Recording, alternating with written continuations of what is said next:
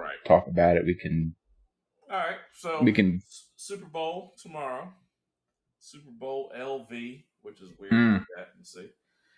But I don't think I learned that far in Roman numerals. I don't, I don't remember an L being in it. I remember Oh, V is good five, grief! but I don't remember L. So I don't think I got that far. Yeah. So let me look at it. Let me.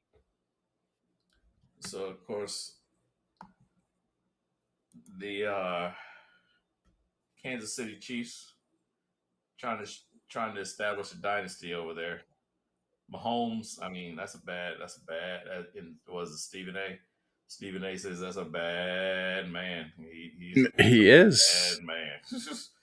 Oh, uh, he's legit. yeah, And like I said, yeah. I mean, you just to get to the Super Bowl 2 years in a row right. is a feat in itself. Sure, Um, absolutely.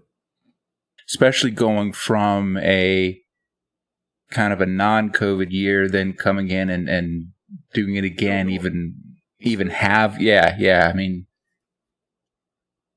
it'll be very interesting to see from that standpoint. Then on the other hand, you've got freaking Brady it. Go. completely changing teams, I don't say that lightly, but yeah, completely changing towns, scheme, everything. I mean, now, I mean, they have kind of cater things around him a little bit, but it's not the same offense. It's not the same it's not the same personnel. guys. He doesn't have a whole bunch of No. Wes Welkers or insert short white guy at Mm-hmm. wide Mm-hmm.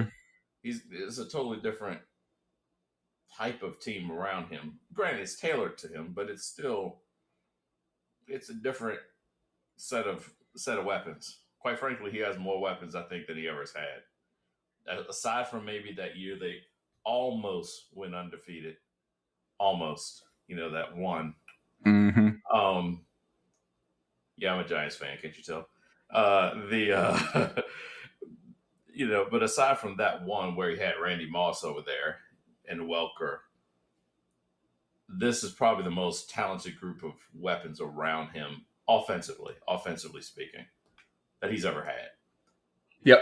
Yep. Unfortunately, it comes at a time that he needs it the most. Because I mean, as much as it may not seem like it, he's obviously not 30-year-old Tom Brady. He's not 25-year-old Tom Brady. He's not that guy anymore. But without that athletic, well, I don't know if athletic ability was ever his suit, but arm strength. I mean, it's what it comes down to. And every athlete, we may knock a lot of athletes, that, oh my goodness, he's slow as molasses, this and that. You got to be somewhat athletic. I mean, there's some level of athleticism. There's Michael Vick athleticism, and there's Tom Brady athleticism. It's different, Sure. Yeah. but this is probably the most talent around him. I would say. I mean, you've got so much talent on there at the wide receiver position. Mm-hmm. And they're really a running team. If you kind of break it down, they can almost be classified completely as a running team, and that's with Mike Evans standing out there, um, and things like that. So anytime you have that much talent around you, just because you can't fling it 50 yards, well, quite frankly, you don't throw it 50 yards too many times in a game anyhow. So what's the big deal? As long as you can throw a 10, 15-yard out on a rope, it doesn't really matter that you can't throw it 50, 70 yards. Um, but that guy on the other side, Kansas City, I mean, there's all the talk of the quarterbacks. It's always quarterbacks. They're so important. Rah, rah. Uh, I'm actually interested to see how the defenses work. I'm more of again, if as a Giants fan, it's all about defense and running game, right? Um, I'm interested to Oh see yeah. how the defenses really get going. And I don't want to speak over you because this is clearly I will definitely tip my cap bow to your expertise on this. I know your history and your how much you have taught me about defenders and how all of them should not run 4 threes. No. No. No. Well, I mean, um, hey, yeah, you give me enough 300-pound dudes or 260-pound dudes up front that can run 4.3s, fine. But, you got to give me enough guys that can come in there and manage the line of scrimmage. And even in today's league, where it is a lot more pass heavy, you still need those guys that can keep the offense honest from a running perspective at the very least, but also apply that. And it's interesting to talk about Tampa Bay. If anything else, have sort of those pocket buster defensive tackle types, say like a Warren Sapp. Right. Yeah. Some you need, but you're not going to do that if you're 230 pounds, 220, unless you're really something special. Because otherwise those offensive linemen are just going to eat your lunch. And so I don't know. I've been following it, but I haven't been following it to say that I know for sure that, one defensive line. Although, well, I mean, just kind of looking at the roster here, they've got Sue and they've got JPP. They've got some, pretty solid players here. They've got, Pro Bowl selection for JPP, coming with 9.5 sacks, 4 forced fumbles, and 2 fumble recoveries. Yeah. And then, go ahead. I was going to say, the more I look at it, it's almost, and I don't mean to kind of knock anybody on Kansas City, because obviously they got that guy quarterback who's pretty solid. But it's almost like the names versus the guys that don't quite have the names, at least not the longevity of names. Like if you look at Tampa Bay's roster, a common football fan has probably, or even a person that's not necessarily a football fan, there are names on here that people probably have heard of, even if they casually sort of watch half the fantasy footballs. There are a lot of guys on here that fantasy football people will know by name. Not necessarily because they're still good, but at least at one time they were. So you got Brady, Antonio Brown, Rob Gronkowski, Mike Evans. LaShawn McCoy is on their defense. JPP is on their defense. It's you can rattle off some names, but they're maybe not quite that shiny entity that they used to be. Antonio Brown seems to have some issues. Not seems. He's got some issues. That's just what it is. Sue again. It's a lot of names that you hear, and it's like, oh my goodness, how could this team not be good? But Tom Brady isn't. He's 43. Good 43. As someone who is 43, I can't do that. Well, you haven't now than he did in his first Super Bowl. I haven't quite figured out how that goes. Well, he's been going off of that I don't know, shaman diet or whatever the hell it is. He's been going off on some crazy diet that nobody else would even begin to try and emulate. Yeah. And so he's not quite that the same as say a you or me. Even close to that. I mean, so, and I mean, he's like you said, he's a different kind of athlete, but he's 100% in shape. Sure. There's no doubt with that. No. And so I think it's more a matter of, and what am I looking for here? I'm gonna pull up here just to kind of look through here. I think that they have just enough of the right kind of pieces, and Brady, at least on the offensive side, seems to be the kind of dude that can get more out of people. Right. Right. Now some of that was Belichick too, but I think Brady at the very least being there for so long has That's it. Yeah, picked up a lot of that. he took a lot of as much as Brady wants to act like he's the man versus Belichick, and Belichick wants to act like he's the man without Brady. The fact is, as with every type of relationship like that, it it was both of them. It really Hmm. it was both of them. This proves this. It was both of them. Was it Belichick's system that took a guy that was in the sixth round? I mean, he was a sixth rounder. There's a reason he was a sixth rounder because he people looked at him and he had not done anything. There wasn't anything special about him. Belichick took him and made him become special. And oh yeah, he had to have that ability in there, but without a good coaching system, I mean, how many guys have been sixth, seventh rounders and fallen off the map? Never got Oh, a chance. sure. First Yeah. rounders for that matter, but especially sixth rounders Yeah. that they had talent, but they didn't get the right system. They didn't get in the right. People take it as a system quarterback as being a bad thing. I don't know that. I mean, I know where it has a negative connotation, but I'm not sure that it's always a negative thing. The fact is, all quarterbacks, to a degree, are sort of system based. I mean, if you put Tom Brady in a offense that required him to sprint out to the bootleg out to the left or right all the time, uses his athletic ability to juke defenders and stuff like that. Well, if you put him in Mike Vick's offense back in was it the early 2000s in Atlanta, I can't remember what they were running back then, but whatever it was they were running back then, where it was just which was basically Vick was just playing PlayStation. Um, Drop back and start running around, and that was the offense. Uh, But if you put Brady in that type of an offense, oh, that would be terrible. You would have never heard of Tom Brady. He'd be done. He'd probably be hurt, to be honest with you.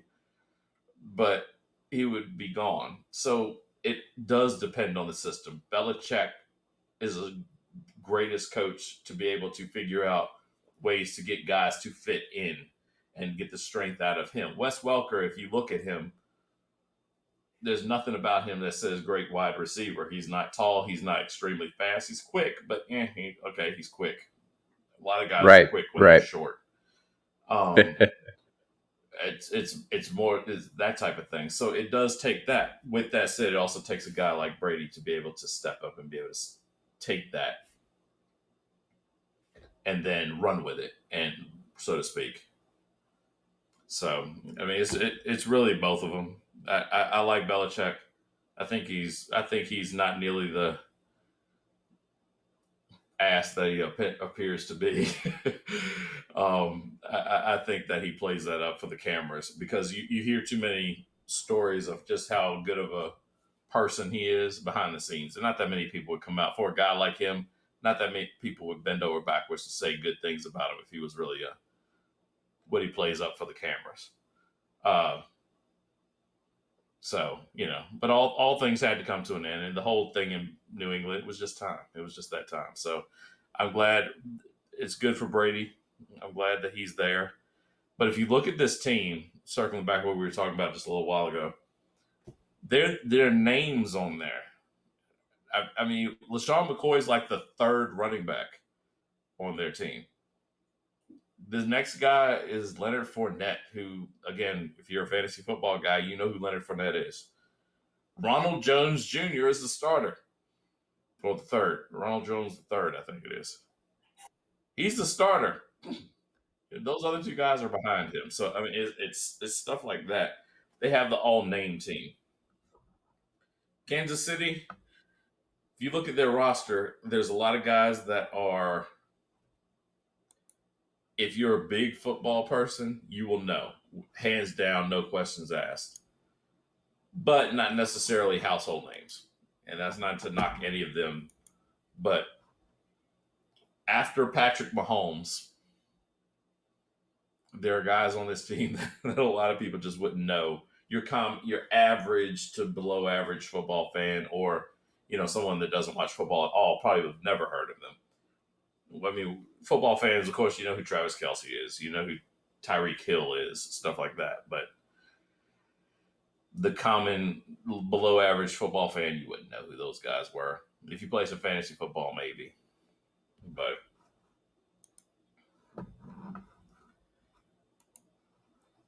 yeah, I'm just kind of scrolling down to take a look just to see. There's a lot of people on here, really good players. Like you don't get to back Super Bowls without having talent. Tons of talent on this team. Le'Veon Bell, it could be the forgotten man, and he could win Super Bowl MVP. Like it's just crazy enough. I'm not saying he will. I'm just saying it's just crazy enough. He has that ability. He's that guy that could take over, and yet he's way down the line as far as names on the team.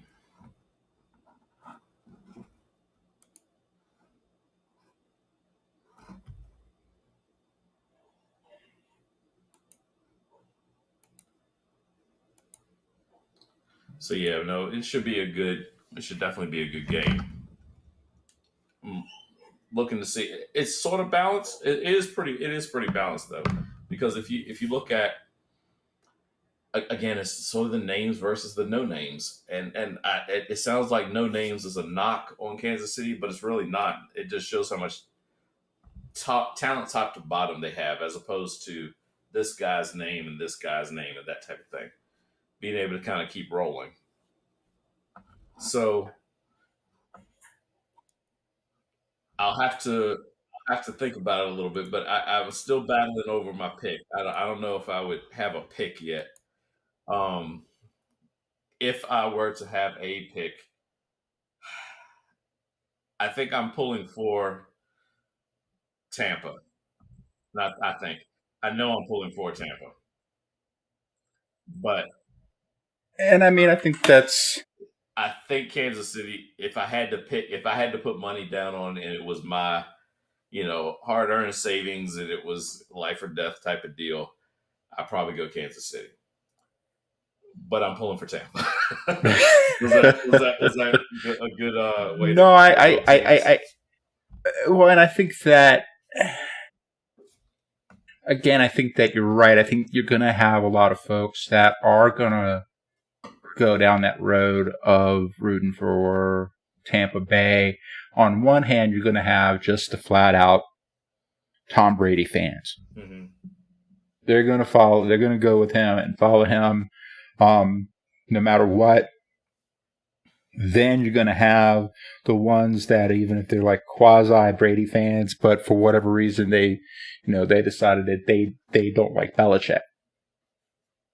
You're going to have some people in that camp that just they want to see Brady come in and win a Super Bowl his first year out of there.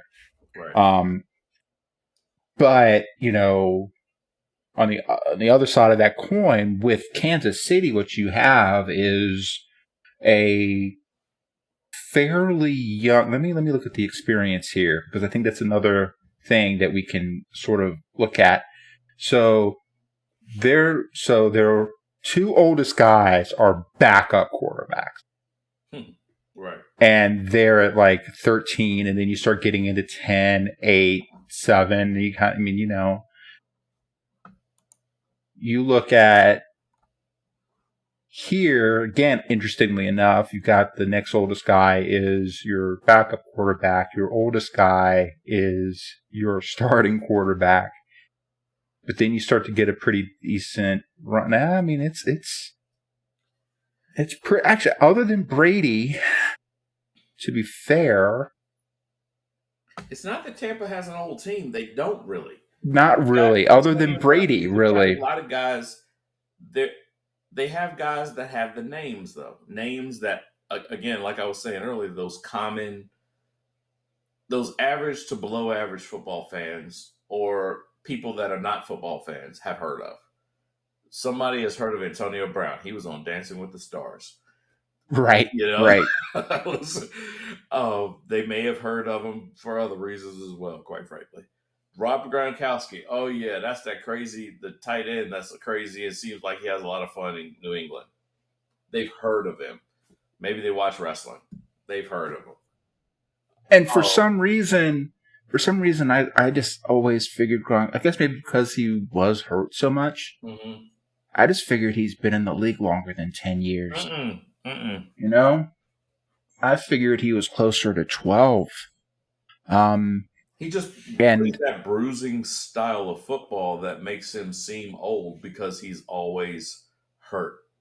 yeah, In New England, I mean, goodness, there were like half seasons for him. So I also think that was a little bit of Belichick, to be honest, kind of keeping him fresh. Being sure. smart enough to know that, you know what? Yeah, we're playing Detroit this week. Sorry, Detroit. But, we're going to play the Lions. I think we can win without Gronk tonight, this week. No big deal. I think that's a lot of it. And Gronk, remember, had retired before the season started. He was heading Well, off. exactly. Yeah. Yeah. He's going WWE. Yeah, he's still on the WWE roster, the official roster online. Wow. Yeah, so I mean, you know where he's going long term, so Yeah. Yeah, he's definitely looking to, you know, expand his brand, his, his notoriety, Brand is a good way to say that. That's exactly what he is. I will say also the reason that I'm kind of pulling for, or not kind of, the reason that I'm pulling for, I know a lot of Giants fans that are out there are like, how can you be a Giants fan and also like Brady? Simply one, because we beat him twice. He's never beat us in the Super Bowl, so get back with me. Also, you have to enjoy the greatness. There's something to be said for a guy that is just showing he's the man. Like there was a debate coming into the 10 years ago. There was a debate: who's the best quarterback? Is it Montana? Is it maybe Steve Young? Is it, if you go way back, Johnny Unitas? Is it, insert name? It's I good to have don't. somebody come around that goes, "Oh, you want to compare rings? Okay, here are mine." Right. Right. Oh, you want to In compare football, no less. going to Super Bowls? Okay, hey, both hands. You want to compare playoff wins? Okay. You want to compare stats? I got that too. What do we need to show as I'm the best? I think of, I'm a basketball fan first, and I think of, the debates that go on over there about a guy that's the greatest here and there, and that's clearly Jordan. But the sorry, but to have somebody in football establish that I am clearly, in any way you want to measure, the best quarterback of all time. And for those that, I mean, I'm sure there's always a debate, because there's always a debate. We always have our guys that are close to our heart. But pretty much anything you look at with him makes him the best. Now, you can not like him all you want. I'm not saying I think he's the greatest person ever to, lace him up. But, but I think he also has proven in every way, shape, or form he's the greatest quarterback. I hate to say player because NFL is a little different. It's not basketball. One guy. How do you measure one player on a field with 22 people? It's a little bit different. But greatest quarterback, I think there's no debate. I think it's Brady. 10 Super Bowls. He got 6 wins? 6 wins with possibly a 7th. He just can't play the NFC East. If it didn't exist, then he would be undefeated. Sure. But I don't know. Most touchdowns in a season, I believe that's still him. Most passing yards, if he's not, I don't think he's the top guy yet, but he's right there. And if he's not the top guy, it's probably Breeze, who's just, because they're both playing forever. And in a passing league and stuff like that. I just don't think that there's any way that you can knock his accomplishments. You can say he had a good coach. Well, of course he had a good coach because all great quarterbacks had good coaches. That's how that Yeah. works. Um, And I think that when you look at his overall, you look at his times here where he's gotten a percentage, but you look at the Greens here, won the Super Bowl. yeah, 2001. that's crazy. How long ago was So that? I mean, that's just 20 years. I man. mean, so if you think about it, so he won 3 in the aughts. He's won 3 in the teens. If he wins tomorrow, does that make him the only quarterback to win Super Bowls in 3 different decades? I would be hard pressed to say anybody's done that. I hadn't thought of that, but oh goodness, it have to be. I mean, think about 3 different. Who So else? Montana won in the 80s. Did he win in the 90s? No. And even if he did, he definitely didn't win in the 2000s. Exactly. Steve Young, yeah, at best, we're talking 2 decades.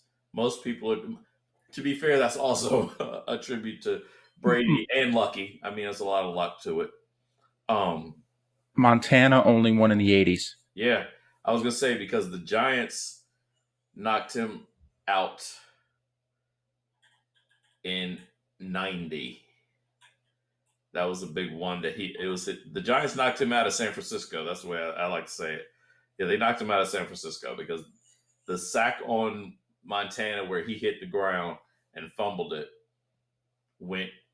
That was the last game that Montana played in San Francisco. So he went to Kansas City after that. And yeah, that was 90, 91, right in that neighborhood. So, yeah, let's look at this. Now, I what about those have old guys? What about those really old guys? now That's that's where a guys whole can play for like 100 years, and it was weird.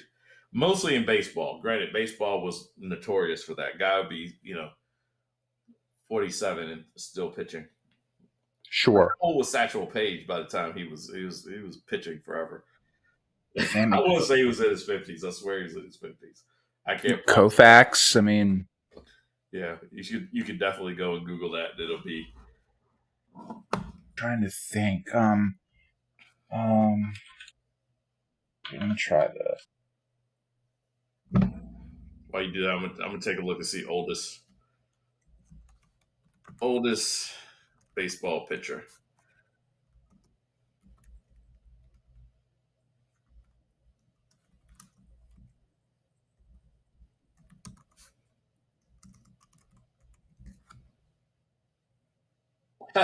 Well, I did know he was old.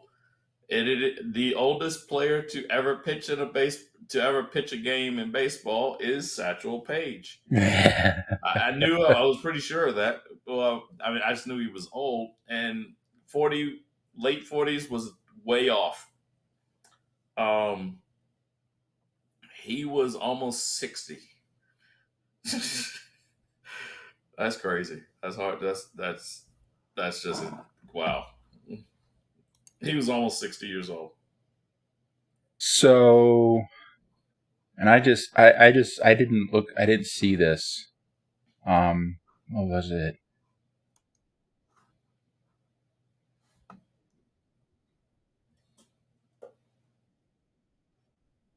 First quarterback. So I didn't see this. I didn't. It just kind of dawned on me. First quarterback to win a Super Bowl in 3 decades. Brady, Peyton Manning, and Eli Manning were the only starting quarterbacks to win Super Bowls in different decades. Period. Which is Period. 2. Wow. Right now. So if he wins tomorrow, he will be the first and only to win in 3 decades. Yeah, I was gonna say that's borderline impossible to think of. Yeah.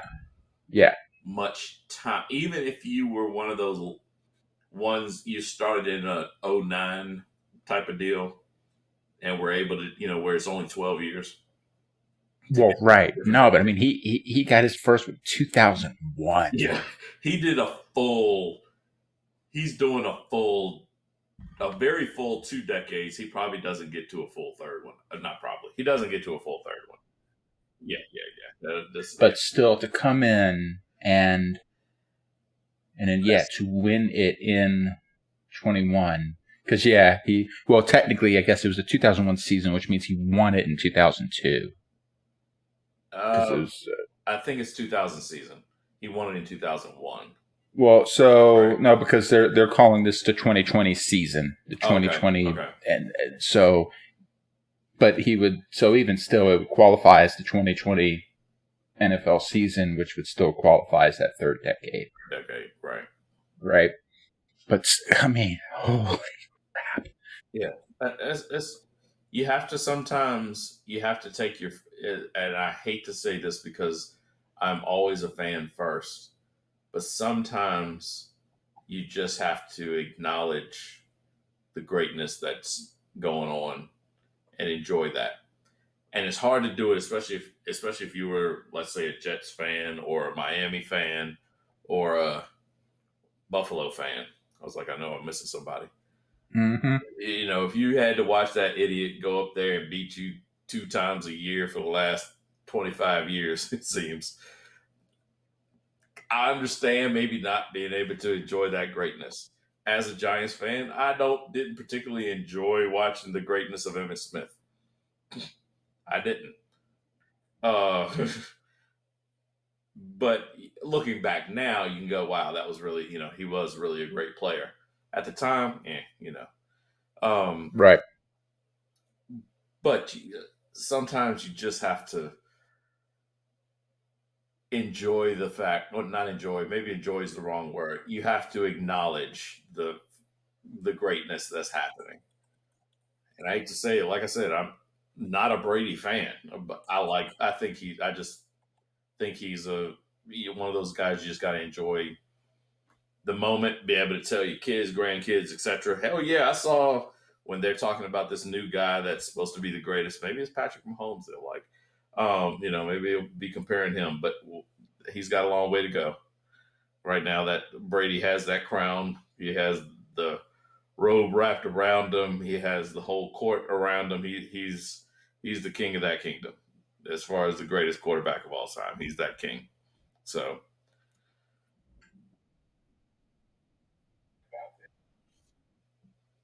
I was gonna say I know what you're talking about there, because I mean, my just deep rooted hatred of the Cowboys. I mean, right. And what fan are you again? I can't remember. A team that no longer has a name. I just can't. I couldn't remember what is that club? Well, they don't deserve one. My take is that the Washington football team should remain the Washington football team until they get appropriately deep into the playoffs. Appropriately, okay. I like that. Not even necessarily NFC Championship, but like at the cusp, at least to a point where it's like, you know what, they could have won that game that would have taken them to the NFC Championship game. Okay. All right, get me that far, then you deserve a name. Until then, you don't even deserve a name. Guys haven't been good since '89. We're gonna have to definitely do. We're gonna have to definitely do a stream on our respective teams.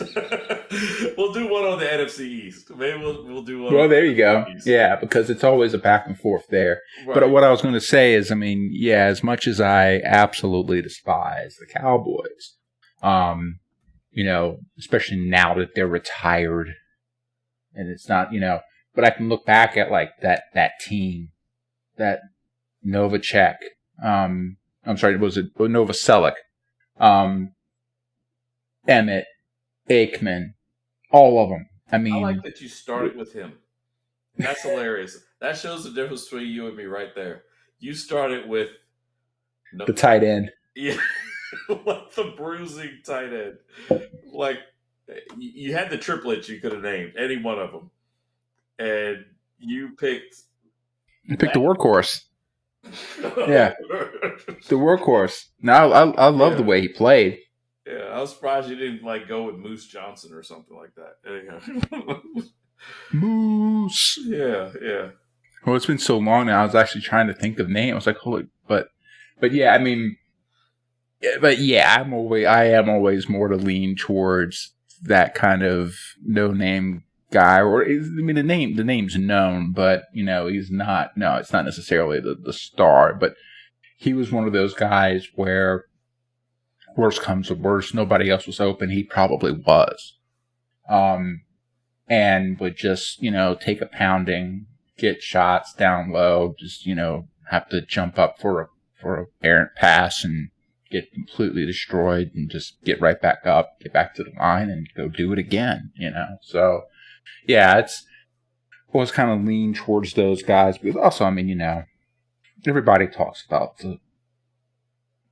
the stars, as it were. But yeah, I mean, but also, I mean, that's where I was like with that, that late 80s Redskins team. I mean, probably like the true star of it was the Hogs. I mean, it was that offensive line, Daryl. I mean, you had Darrell Green, you had Art Monk, you had Gary Clark, sure, but I mean, not even our quarterbacks. I mean, we had Mark Rippon. I mean, nobody's calling him a star, Not in any way. They were playing back in the time you could halfway get away with that, your quarterback didn't necessarily have to be the star. You just had to get a possession guy that can kind of help keep things going and sure, not completely throw it away, Right. I will say again, to this day, people talk about Rippon. One thing I would say is that I remember it was one time, what was it? Charles Haley was coming in on him, and it was a raining game, and he was basically setting up, and I want to say he ended up throwing it, and it was a catch to Monk, but like he took Haley's head and kind of moved with him a little bit, and then actually pushed him down onto the ground. And Charles Haley is no punk, right? I mean, he's one of those guys that just destroyed people. He wasn't. I mean, he was a defensive end, so it wasn't like he was necessarily the biggest guy on that defensive line, but he was a beast. And for Rippon, a quarterback, to sit there and say, and make the pass, that's, just shows a little more of that kind of old school toughness kind of type of player, because he wasn't going to outmaneuver anybody. He wasn't going to roll out and extend plays like that, not often. And if he did, it's like, okay, what the hell are you doing, man? Just yeah, no, completely. He's going to do that. No, actually, I will say that might actually be a spot. I'll say this: the more you kind of follow Jared and I, you'll notice that the two of us, this pretty much sums up the two of our different vantage points as far as football, basketball, baseball, wrestling, you name it. It's probably this is where the difference added score is. Pretty much. Jared named the backup tight end or second or third tight end. He was a starter, and he was I was proud for knowing who Moose Johnson was. Moose. This is back when they had a position called fullback. Yeah, it's way back in the old days. Jared likes those guys that have no name, and those are essential. It doesn't matter, and I say this: it doesn't matter what sport we're talking about. If we're talking football, basketball, probably baseball. I don't think Jared's is. I can't remember. I'm not as big of a baseball fan as you are. Right, yeah, it doesn't matter. Jared would like the keep going. Fifth guy out of the bullpen that could pitch 3 innings or three guys. He was a left-hander that could pitch 3 people. That would be Jared. That's Jared's people. Well, to be fair, for like the baseball side of things, it would probably be like that backup catcher Yeah. who just is the guy that's like will stand right at the plate and completely destroy, everybody. It's like he just like he doesn't care if you're a freaking 6'3" to 30-pound first baseman. Jared's gonna know the middle linebacker, the guard, left guard, fullback back when that was a thing. The strong safety, I guess. I don't know if that's the right, but right. Basketball, he'll know the backup center that was really good for certain things. In wrestling, he's Arn Anderson, Triple H, not Triple H of now, but like Triple H when he really is. Right. That guy. That's Jared. I look at it more so as you don't know about any of those players without there being some light being shown down from the greatness that are stars. Without Shawn Michaels, we don't know who Triple H is. Without Michael Ric Flair, and Emmitt Smith, and Troy Aikman, you don't know who whatever the guy is that you just named his name is. Moose Johnson, nobody knows who Moose Johnson is if he's blocking for somebody like me. That no one knows who those guys are. No one knows who Bill Wennington is if it wasn't for that Michael and Scotty back in the day for basketball. There are a reason that those guys are there and they do their job well. But without the stars, there is not the light of day shown on them because the stars are just that. The bright, glowing light comes down from them, and there's some trickle-off effect. So that's are different. Now, of course, neither of us think that quite that, extreme. But sure, we lean one way or the other. Absolutely. Absolutely. Is good because of Ric Flair. That taste didn't flow well in my having said that. But but I mean that's what that's if you had to kind of break us down, that's sort of where we are.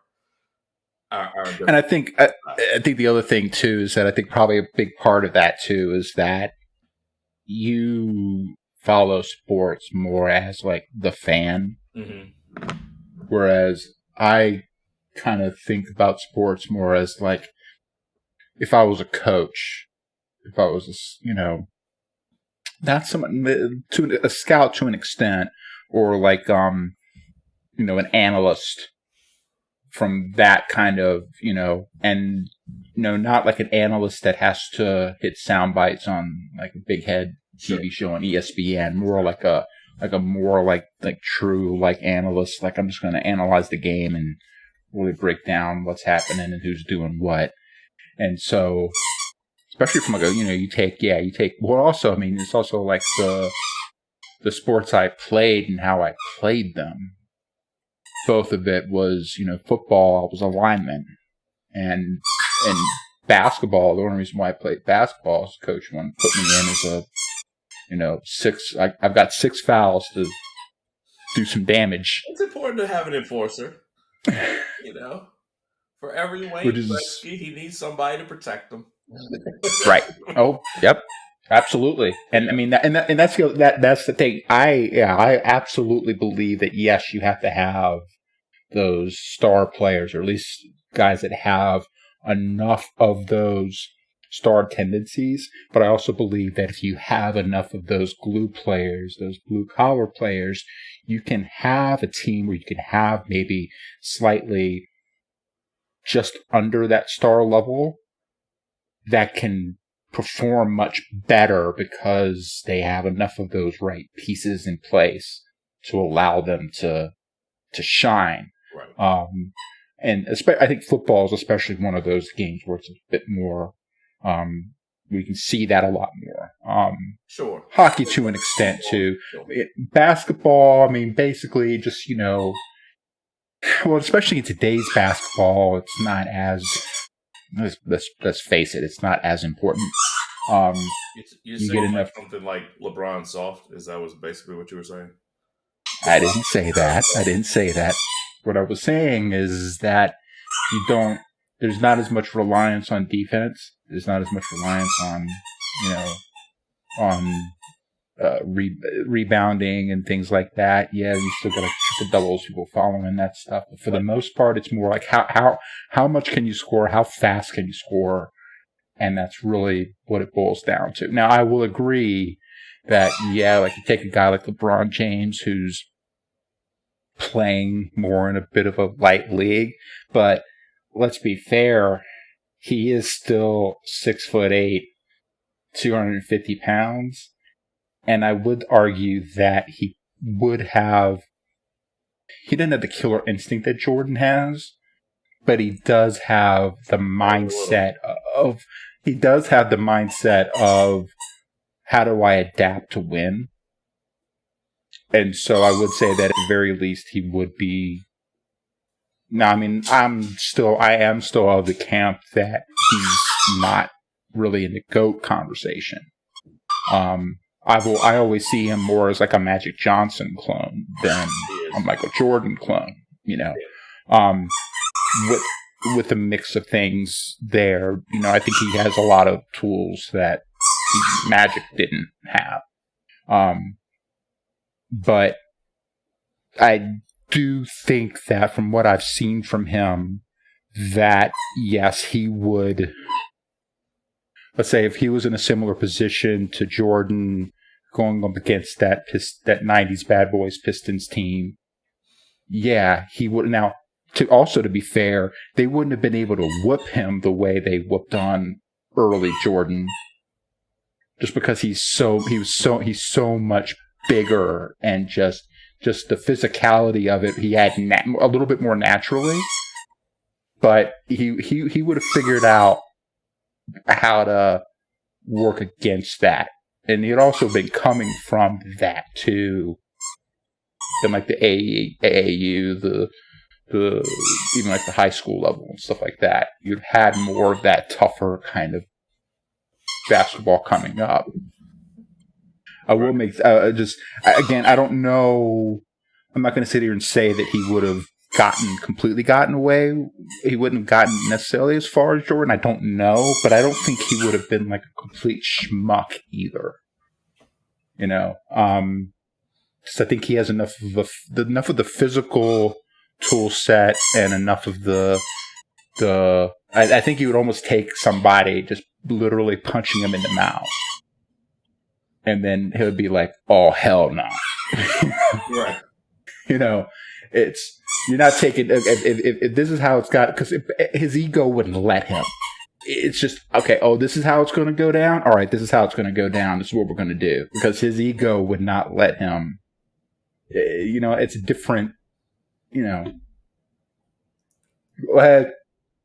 ahead. I know you got. No, I was letting you finish. No, it's really it.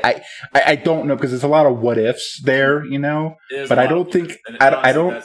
When it comes to this discussion, and I've mellowed over the years for sure. But when it comes to this discussion, it is all about eras, and so much is different. Things like hand checking, from a basketball sense, is huge. It's massive. It's one thing if I can go like this to a guy and my arm is straight out and I'm able to push him one direction or another, than me having to go like this and put my arm. I can't do anything. He just slides off and I'm out of position, basically. So, yeah, since the Malice in the Palace, they've changed the rules to make the league soft. I mean, to make the league different. So a safer working environment for all of our assets in the NBA. Yeah. Blah blah blah blah. We want LeBron to be good, right? Steph Curry. Now we want. Now Curry is one of those. We can go and I think Curry is definitely one of those ones that wouldn't Yeah, even have a chance. he's a short guard that can dribble. Okay, there's tons of those, and then 3-pointer wasn't a big deal back then. That's a totally different thing. And I like Curry. I really like Steph Curry. I think he's a good. And I always try to separate. People sometimes take it as when you say somebody's a bad player, or you don't. Okay, Curry wasn't a bad player. I don't mean it that way. But I'm saying if you say this guy isn't as good as this guy, you're saying this guy's a bad person, or this guy is just a bum of a player. It's not what I'm saying. Definitely not what I'm saying. Shoot, Steph's probably the maybe one of the greatest of all time as far as shooting. But guys like LeBron benefit greatly from this thing called that he benefits greatly from the Malice in the Palace having happened, where the league cracked down and made it. It was always sort of looked down upon to get, if you came through the lane and somebody was going to take a shot at you, to take that shot. It went from that to no, you can't take. Not only can you not take the shot, like you'll be gone. You'll be gone from the league. Period. Sure. Back then, it was more of a wink, wink. Like, don't do that. Stop. Don't do that again. Golly gosh darn it, Bill Laimbeer, you worthless joker. Well, you want to talk about someone who wouldn't have a job? Oh yeah. Like you flip that. The whole Detroit team. That's a waste of my air and space. I'm not going to waste my time on garbage of a team. And yeah, I said it, Isaiah. What? But you can't have a Bill Laimbeer and a Stephen Curry in the same league. No. Like literally, like they don't exist. Mahomes. I mean, I would say even Barkley to an extent. I think Barkley could last now. I'm not so sure Barkley's not even greater now. Well, my worry about him, I think Zion showing what Barkley could do. I think the problem with Barkley is that he doesn't. Zion has a little bit better, like I would say, general defensive acumen. Barkley was always a great rebounder, but he was never really a great defender. And he wasn't. He wasn't the. He did try. He wasn't. But he didn't have to be. But he, wasn't gonna be shooting any threes at all. And I think that Zion's shown enough that he's at least like he's enough of a threat that you have to watch him out there, even though that's not his game. He's just enough. I think that's a little sign of the times. Yeah. If Barkley, I think those are good. I would have never put them together, but I think that's actually really perceptive. I think that's a really good. Two people to put together, because Zion is about athleticism. Now, granted, Zion's also like 6 feet taller than Barkley ever was, but Barkley is more Steph Curry. As weird as that statement is, he's more Steph Curry as far as height than he is Zion. Barkley. So Barkley was listed at 6'6". He was 6'4". But it means he was 6'4". Yeah. Zion, when he first came out in the league, come to find out they were saying he was closer to 6'7". They're saying now he's actually probably closer to like a true 6'6". Yeah. So there's a couple inches there. But they both play times. Yeah, but they both play bigger than they are. Yeah. They're both just big, powerful dudes. Again, they're not necessarily the tallest people out there, but you're going to find few people out there stronger than either one of them on any given night. Dog and his squeaky toy, I'm telling you. Is that what that is? I've been wondering what is that squeaking? Yeah. He little punk. But I mean, I think that I would say yes. I would say that if Zion can, I would say I would say he's thriving. He's growing. He's getting there. But I think he's playing pretty well. He's I don't think he's going to be a bust per se. I think it's more a matter of whether his body can hold up to it. Just because, yeah, he's just that damn big and jumping like that. Holy crap! But I think that. But it was the reason why I brought up the whole Lambeer thing is because, I think, looking at today's NBA, I mean, like, my whole concept of what role I would play is pretty much non-existent, It would be important that you were playing in the 80s. Yes, you're right. 80s or 90s still. I mean, I think 90s, that. I'm not sure you get in the 90s is not the best. Yeah. I might have made. Oh no! I mean, I'd always be on a losing team relative to some other punk team out of, and I'm not a Bulls hater. Right. But it's hard to but hate yeah, the greatest team of all time. You're right. I understand. What now? I say it's hard to hate the greatest team of all time, so I get it. Well, no, but I mean, you remember who my favorite player was? In Chicago? No, period. He was on Chicago. You talking about Dennis? No, Ho Grant. Oh yeah, okay. I was like, I couldn't remember. I knew it was a power forward. I was trying to figure out which one we were talking about. No,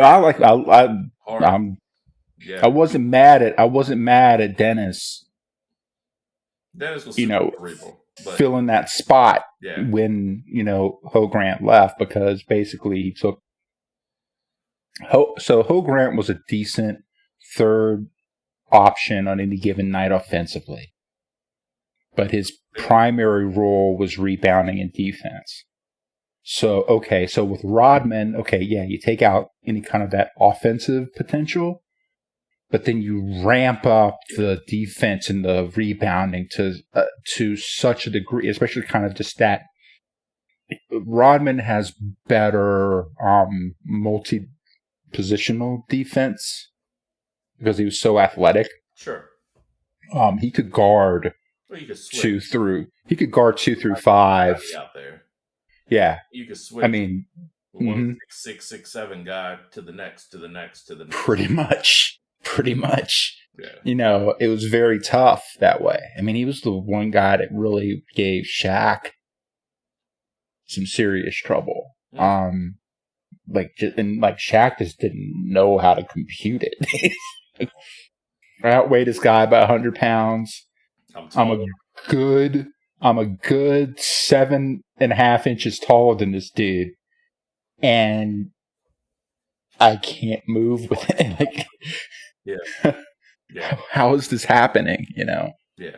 Now, granted, that was Shaq in Orlando. Later on, when he got to LA as well, but he never got to match up with him in a championship. That would have been an interesting one to watch, especially with assuming no injuries and age didn't play too much of a factor, to watch the young Kobe versus the young Michael, or the old Michael rather. And I'm that guy, Shaq, versus the defense in Chicago. So it'd have been interesting. But anyhow, I don't want to side. Oh no! I mean, we could go. We could go down a whole what if scenario of that. 96, 90.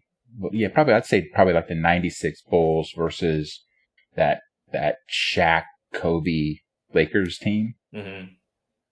So just going with the assumption that yes, we are cloning Phil Jackson, and we're pretty much calling the coaching a wash here, pretty much. Sure. Just just taking a look at that and how the different teams were orchestrated. So I've thought about that. Of course, being a fan of the Bulls, I've thought about it, and I come down to this conclusion. It's probably some of my fandom kicking in, but also try to just kind of logically thinking about it. The 2000 Lakers. Now that was probably That might not have been that. Not might. That wasn't their best Lakers version. Probably the next year or the year after was maybe their best one. But if I think about the 2000 one, the reason I think of that one is because that was Kobe and Shaq really coming into their own and becoming that team. And the fact is, Scottie Pippen was on a team in Portland that took them to 7 games and had them down 15 in the fourth quarter of Game 7, and that was just Scottie. Pretty much, they had. I think they had a good mix of people around him. For Scottie. Yes. But yeah, absolutely. That team was revolved around Scottie. Yeah, I'm just looking here. Yeah, this isn't. I would say probably. You had Kobe, you had Derek Fisher. There's a lot of duplicate too. You had on that team. Rick Fox, you had Ron Harper, you had Robert Horry, you had Shaquille. I mean, I think this was really when they were really starting to come on their own. I mean, really, I think once they got, oddly enough, Artest, it kind of helped to, wasn't it? It was late. Was Shaq there anymore? Had Shaq left? When Artest might be right. He might be right. I just remember that they had. It seemed like, well, the thing is this, to be perfectly honest, like as good as like the Kobe Shaquille team was, the Lakers really started to piece together some serious, firepower and become like a real, true, legitimate threat after Shaq left. I mean, oh man, I don't know. Because what, it was 2006. It was what, 2006 or so when he went over to Miami, and yeah, they won, but they got like one championship there. I mean, how many championships out of the 5? I guess the question is like, out of the 5 championships that Kobe has, how many were with Shaq and how many weren't? At least 2 were without. 3 were with Shaq. So, 3 were with. Yeah, the first. Okay. His first 3. So, and they went to 4 together. So it was 2000 to 2004. Okay. They lost to the Pistons in 04. I don't remember if it was 03, 04, or 04, 05. I can't remember that part of it, but that's basically where they lost. And the reason they lost was because Shaq and Kobe no longer got along. I mean, that's what it comes to. Sure. They both were alpha males, and both. It was kind of almost like that, like Shaq and Penny kind of dynamic. It's just that Kobe. The Shaq Penny thing broke down because Penny broke down. I don't know. True. I don't. Well, that's fair. That's fair. Who thought was? Well, they had. Well, no, they had some beef. They had some kind of beef. Well, I think what it boiled down to was the Shaq didn't like Penny getting the commercials, right? With the Chris Rock, Little Penny, and the pup Little Penny, and yeah, no, that was a trip. That was actually I mean, they were freaking hilarious, right. But like Shaq didn't like that. Shaq didn't like that whole, this is I'm the man here. I'm like, let's not play around. I'm that dude. And yeah, Penny is cool. We did Blue Chips together. We both survived in a movie with Nick Nolte, and that's a badge of honor that anybody needs to be able to stand up with. But I think that an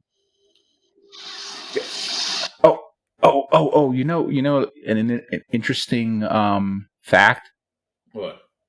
Kobe Bryant has never won a ring without Derek Fisher on the team. Yeah, I did know that. Because there was a time when Derek Fisher went to Utah. Mm-hmm. The Lakers weren't winning. A bunch of other stuff happened, but Derek Fisher went to Utah. The Lakers didn't win. Derek Fisher comes back to LA, right, and they win. I'm not saying Derek Fisher is like. Clearly shows that Derek Fisher is greater than Kobe Bryant, is basically what Jared is saying. Is that's basically it. I mean, word for That's going to word, be exactly that'll what. that'll be the sound clip right there. It's just I was Derek Fisher, stupid. You yeah, were smart. yeah. I was wrong. You were right. But no, You're the I best. know what you're saying. I will say that Shaq, and it's always kind of a weird thing to talk about the whole Shaq and Kobe thing. I think if there was ever a team that might have rivaled the Bulls, I lean toward them because Oh era yeah, wise, yeah. they were about the right, Kobe, if there was ever a clone of Michael, I mean it's Kobe. But that's yeah, he And is. see, I've always been more of the mindset of if you really want to have a conversation about Jordan versus anyone else in the league, Oh, you absolutely. need to have it about Kobe. Yeah, it's not LeBron. LeBron is It's magic. LeBron smiles. He wants everyone to like him. He's he's that guy. It's all this big smile while he he's does. stabbing you. But He's but it's well, yeah, and he's like Magic. He's and I think where LeBron might be a little bit more different than Magic is that LeBron's a bit more obvious about him taking himself seriously and him yeah. taking his game seriously, Right, whereas right. Magic In a different was a time. bit I mean, there was no was a social bit. media. Think if Magic was in the social media time. Oh, true. That's true. That is very I true. think that's really what it kind of comes down. So if you put Magic, you think of Magic now. I mean, like right now, if you flip a Sure, camera on, sure. Magic's like, "Hey, hi, camera, it's me, Magic." But well, and no, but I'm saying, but even back then, before all that, Magic had probably maybe because there wasn't the social media right, when he was on camera, he was playing up that kind of more of that smile of that, you hmm know. there was the big But smile. he There was all he the went teeth. to. There was I mean, you're it's talking really about a guy who, like, the primary extent of his career was pretty much effectively going head to head against Larry Bird the entire the two of them were just intrinsically tied. And Bird's not someone who lets you get by without getting it done. right, And right. Magic was one of those guys that, yeah, with the smile, all this stuff, some of the flash and everything. But no, I mean, he wasn't a joke on the floor, you No, know. no. And I think He he was more he business played. in a weird way. He was a small town boy. Yeah, Bird was a small town guy. Is a small town guy. You go, you get up at 5 o'clock in the morning. You get things done on the farm. I'm not trying to make fun, No, but sort of. no. I mean, it's that kind of yeah. He had that kind of mentality. Yeah, Yeah. and you were done by 5 in the evening, or when the sun went down. When the sun went down, you went to bed. That was just what it was, and it was work. It was always about work. It was business, See, so and you just get in and get out. Magic wanted Bird would Magic showed up when the Bird, lights came yeah, yeah. But once he was on that court, don't sleep. on. No. That's Don't what I'm saying. sleep. When the lights turned on, Don't Magic, you even don't you sleep on him, because yeah, he had and no I think problem. He would smile the whole time while taking it and just taking a knife, driving it right on through. But there's a yeah, big smile the whole time. Bird might not be smiling, but he's doing the same thing, which is where the respect between the two of them, you can really see where it came from. yeah. And I think the fact that they had such contrasting styles to the Sure. game, but they both had that they're both dedicated to it. They both loved it. They both, Frankly, they I think, shaped the NBA. I mean, they oh, heck yeah. they Heck they, yeah. they really did. It did it help? And this may sound a lot worse than I mean it, but it's just a fact. It's not a statement one way or the other, right or wrong. It's just a fact of the matter. It helped significantly that Boston had this white guy that Yep. was Oh, really yes. good Yes. in a predominantly dark sport. It was a black sport. It was In a very completely a black sport back then. let's be fair, a very historically racist town. Yeah, absolutely. But they had especially their which is guy, one of their boys. Yeah. There. Yeah. Yeah, you throw Magic Yep. in Boston and Larry He's Bird not in getting LA, this- I'm not he's- sure it works. Oh I'm not no, sure it works the same. no. You Showtime, know, the like teams completely flipped. Like Kareem could have been in Boston and all of that. And Kareem wouldn't have gone to Boston. Well, no. But I'm I see what you're if saying. You had Yeah. truly both teams flipped and they were meeting all the time, I don't think it would work. The fact that you had Mr. Lunchbox, Lunch Pail, Hard Hat, all that good stuff, corn-fed country boy, but hard at work, white dude, playing in Boston. And then you had the showman, the smiles, the glitz, the glamour, all that is Hollywood and Magic, who was also a hard worker. I'm not knocking any of that, definitely. But you had all of that, and you had the two contrasting styles completely. That's what it came down to. That's truly what it came down to. I mean, you know, so, I mean, but then but see, and I think that's one, I totally agree with the idea of them, that rivalry, their skill, what they could do, the East Coast, West Coast battle, all of that. Playing against, where you needed that kind of shot in the arm for the NBA. And it brought people, good, bad, and ugly, to the game.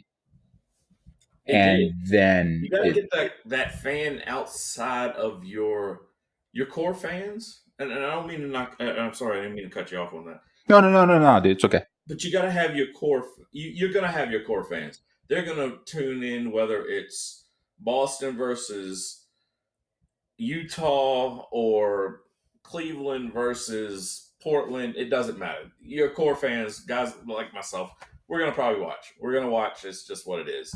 You're not really trying to appeal to us because we're the ones that are going to show up either way. Sure. The ones you're trying to show up to get is, you know, a friend of mine who doesn't really watch basketball, or a friend of yours that doesn't. I can't remember if your wife watched basketball or not, but try to get her where she's like, oh, hey, I hear Magic is playing, you know, Larry Bird. People that she would normally never cross, or somebody, you have to appeal to that group. And if you get them bought in, that's where things skyrocket. You think even to segue for just a brief second, and we'll jump back completely. That's okay. But we're going to do it anyway. Versus wrestling of the 90s, late 90s, early 2000s, when the NWO and Stone Cold and those guys were rolling, versus wrestling of now, or even wrestling back in the 80s, where somebody might have known who Hulk Hogan was, but after that, they couldn't have named the second guy that was there. You got to be able to appeal to that mainstream. If you can start getting some of that, and let's cut it down, some of that money coming in, that's where things really blow up. But anyhow, I don't want to sidetrack. Go back. Well, it is a good tangent, really, because I think that the WWE, looking in the 90s, kind of started to look at the NBA and how they marketed players, and then started looking at, like, how do we market the faces of people, and how do we get people kind of recognizing what's going on? Because I was saying, like, one of the things, I can't remember, I was watching a documentary, it was a while ago though, but it was about kind of that transition to the NBA. And I mean, and you're absolutely right. I think that the NBA didn't have something like Magic versus Bird. Right. I don't know if it would have survived. No. And the NBA at the time was a very different. It was heading down a bad path. And if you watched any of the Last Dance, you even heard it like when Jordan was first coming into the league. So this is pre-Jordan. The Mm-hmm. league was what the Bulls were called the traveling cocaine show or something like that. It was a very black league. It was a very drug oriented league, and I don't mean good drug. I mean drug is No, in no. cocaine and you name it.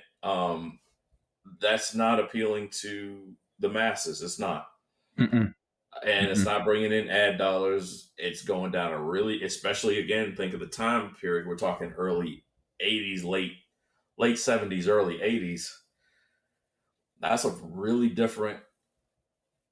I mean, today you wouldn't want to have your company known as the drug group. That's it's just not a good. It's not a good look.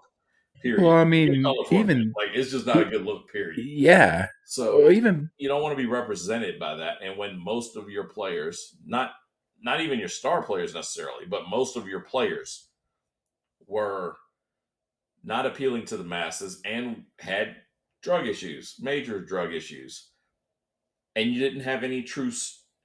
You had guys that were stars, but not global icons.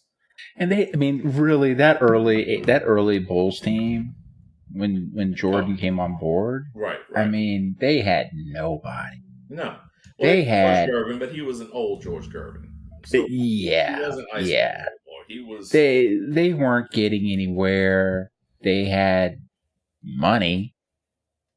That's it. I mean, they had pretty decent money at that point because again, one of the things that really helped out with the Magic and the Celtics at that point in time is it did help to bump up the salaries, at least, a little bit better than what it was, but they weren't getting anywhere. And so it's more of a, and I think, the idea was, I mean, they were more known, I think, more even within the league because the league wasn't really trying to let any of that go public.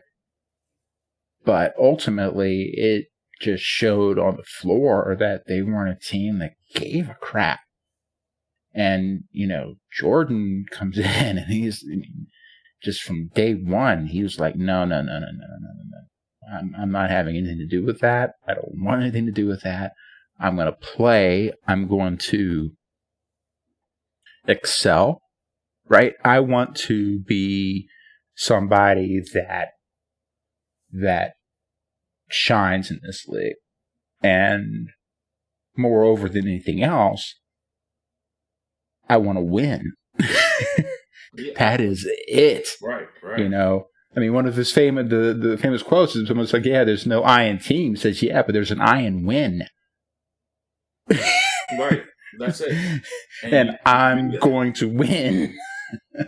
And if you can't, I think a big part of it is, like, is the whole mentality of it is, players around him had to be able to adapt to Jordan being Jordan and have that dedication to winning and to understand that he is a completely different dude, a completely different guy.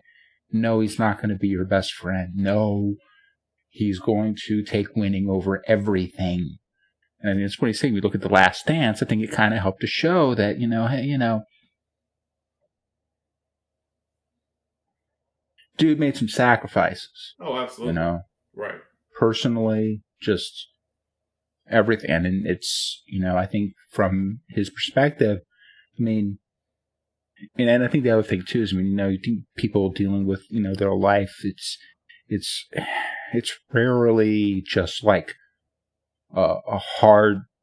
I guess what I'm trying to say is that it's much more nuanced than people will think. And it's not to say that Jordan doesn't have some sense of regret, but I think there's very little that he would have done differently.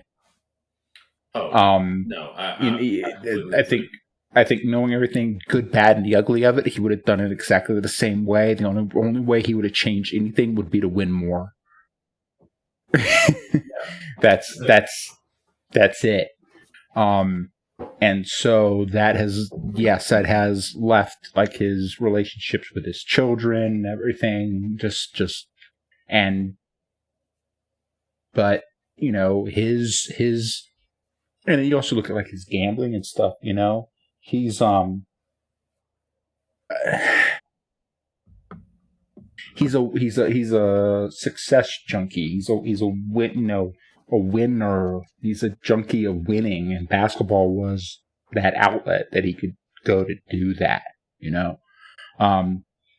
I think that if it would have proven that he could have had the same level of success playing baseball, he'd have kept up at it. But he went and tried it out. I think there were various and the documentary did a good job of, exposing a lot of the nuances to the reasons behind that. But ultimately, if he could have won playing baseball, he would have been doing it longer. Now, I'm not saying he never would have gone back, but ultimately it boiled down to he wasn't going to get to the level of capability, efficacy, however you want to word it, playing baseball that he had playing basketball. And I think ultimately, if anything else, it was the winning that brought him back to basketball because he knew he could win. You're talking about like a serious gambler. I mean, just a serious gambler. Oh, yeah. And he loved to win. He'd go back to like the back of the plane where like, the guys that weren't making anywhere near as much. And he would he'd be just as fine betting dollars as he was for, betting 50 grand. He'd gamble with the security staff. Before the games, he'd be hanging out with them. They'd be playing, it's not called quarters, but basically it's a game where you throw the quarter towards the wall, and the idea is whoever gets closest to the wall wins. Oh, I know what you're talking about. Basically, almost like a version of horseshoes, but yeah. Kind of. He'd play that with the security staff. Right. I mean, hell, if they lost, he was probably flipping the bill for them losing in the first place. Yeah. So absolutely. It didn't matter. Like, he just wanted to win. Competition. It's all about the competition. Yeah. But also, like, competition in the sense of, like, competition that he felt that he could. So, actually, you know what? I like that word competition. It's come up a few times. My son and I had a talk earlier today. The difference between competition and rival. And his definition, he was talking about it, and he was like, okay, he was calling it a rival, what is really more of a competitor. Somebody that you're competing against. Mm-hmm. If the New York Yankees are playing the Kansas City Royals, would you call that a rivalry, or just a team you're competing against? You're just playing against them that day. You're competing against them that competition. Day. Yeah. And so that was at the time we were having the argument over they don't have rivals like they used to in sports. I'm thinking of, I said more like blood feuds. That's you don't have any Pistons and Bulls. It's not that the Bulls wanted to just beat Detroit; they wanted to humiliate them, take their heart, stomp on them as they went out, left them with nothing, and would smile about it the whole time as they did. You don't have that anymore. And and he was like, no, that's not what that is. That's something else totally. And I was like, well, I think what we were battling over, the difference between competitor, the team you were competing against, or person you're competing against, versus a rival. And a rival can be really a good thing. Now, actually, I want to get your take before I even go down it. Rival and competitor. Same, equal, one better than the other? Oh, no. I mean, one, there's, like I said, it's a competitor is you just happen to be my victim this Friday night, right? Mm-hmm. Not to say I'm not going to take it serious, but it's like, how many times have I played So I guess it also kind of boils like, again, and I think I kind of understand Elijah's misunderstanding, probably given the generation, I think. Mm-hmm. But what I will say is that when where like the whole idea of rivalry got entrenched into me was twofold. One, coming in from like middle school sports and like into high school sports, you had teams that your high school had played for 30 years. And they were like, it was especially in situations where your upswings aligned with their upswings, so you were going at each other, especially in games that really, really mattered. They were deciding games. There were either games leading to like a state championship, or there. You see what I mean? It was something where there was stakes on the line. Something on there, right?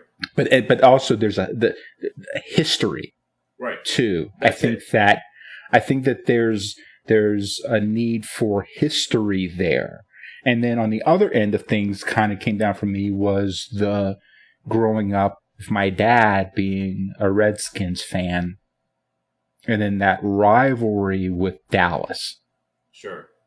And I mean, especially back, so I mean, I don't have the name anymore. Back you had the Redskins and the Cowboys. Right. Which was a game we would play when I was little. Right. Yeah. It was a lot of Cowboys versus Indians. Yeah, I mean, it's just which I mean, okay, in today's context, yes, that's not the greatest. I mean, not the greatest. But it was roll off the tongue really nicely. Yeah. But in the heart of it, it was just two names that were given. It was just a game that kind of how ways pick a side. But like that rivalry comes out of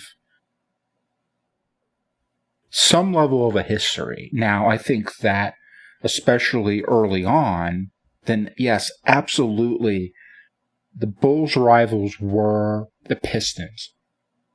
Every other team was sure, absolutely, yeah. But every other team was a practice run so they could work themselves to take down the Knicks. That was their ultimate.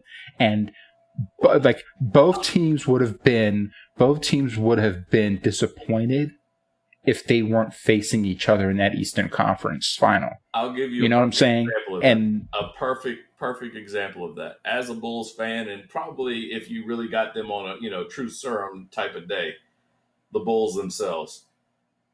The year, and I can't remember which year it was. I want to say it was 93, but I could be wrong on that. The year that half the Knicks got suspended because of the Miami Heat. Patrick Ewing, took one step on the court. There was a big fight, and half the team got suspended for Game 7 and 6 and 7, and ended up the Miami Heat beat the Knicks. And it was the year that Allen Houston was on the Knicks for the first time, and the Knicks were supposed to have finally had the guy to be able to. I mean, looking back, this is ludicrous, but he was supposed to be the guy finally to be able to. The Knicks could always play defense, but they couldn't score. Well, they have offense now, and he was going to match Michael and stuff like that, all that craziness. But the Knicks end up losing to Miami because of the league suspending half of the Knicks team because of a fight in Game 5. Right. Bulls fans and the Bulls themselves, if you get them on a, like I said, true serum day, were pissed that we had to play Miami. We could care less about Miami. Nothing to do with Miami. It had nothing to do. We wanted the Knicks. We wanted the Knicks player, all that good stuff. But the image of Jeff Van Gundy dragging on Alonzo Mourning's leg as he's just wandering around, not knowing that he's on his leg, still haunts probably every Knicks fan. But as Bulls fans, we didn't like it particularly either because we wanted wanted the Knicks. You wanted the Knicks. Knicks. And yeah, absolutely. And I think that's That's yeah. the difference. That's the difference. It's one time Well, that Bulls fans I and will. Knicks fans sided with each other. Like, yeah, we both hate Miami now. Like, screw you. What's this idiots here for? This is where I think that from an NBA perspective, I think that the whole COVID situation and just other things going on, because on paper, last year especially was supposed to be the year where you had that LA Staples Center Lakers versus Clippers, and I think that Kawhi wanted to come to LA and take LA from LeBron. And I think LeBron wanted Kawhi to come in and take it from him. I think that there was enough of that there. Not to the same. It's different. It's just different. But at the same time, I think, if either team could come out of the West beating the other to do it in the conference final, then they would come in with, a much better.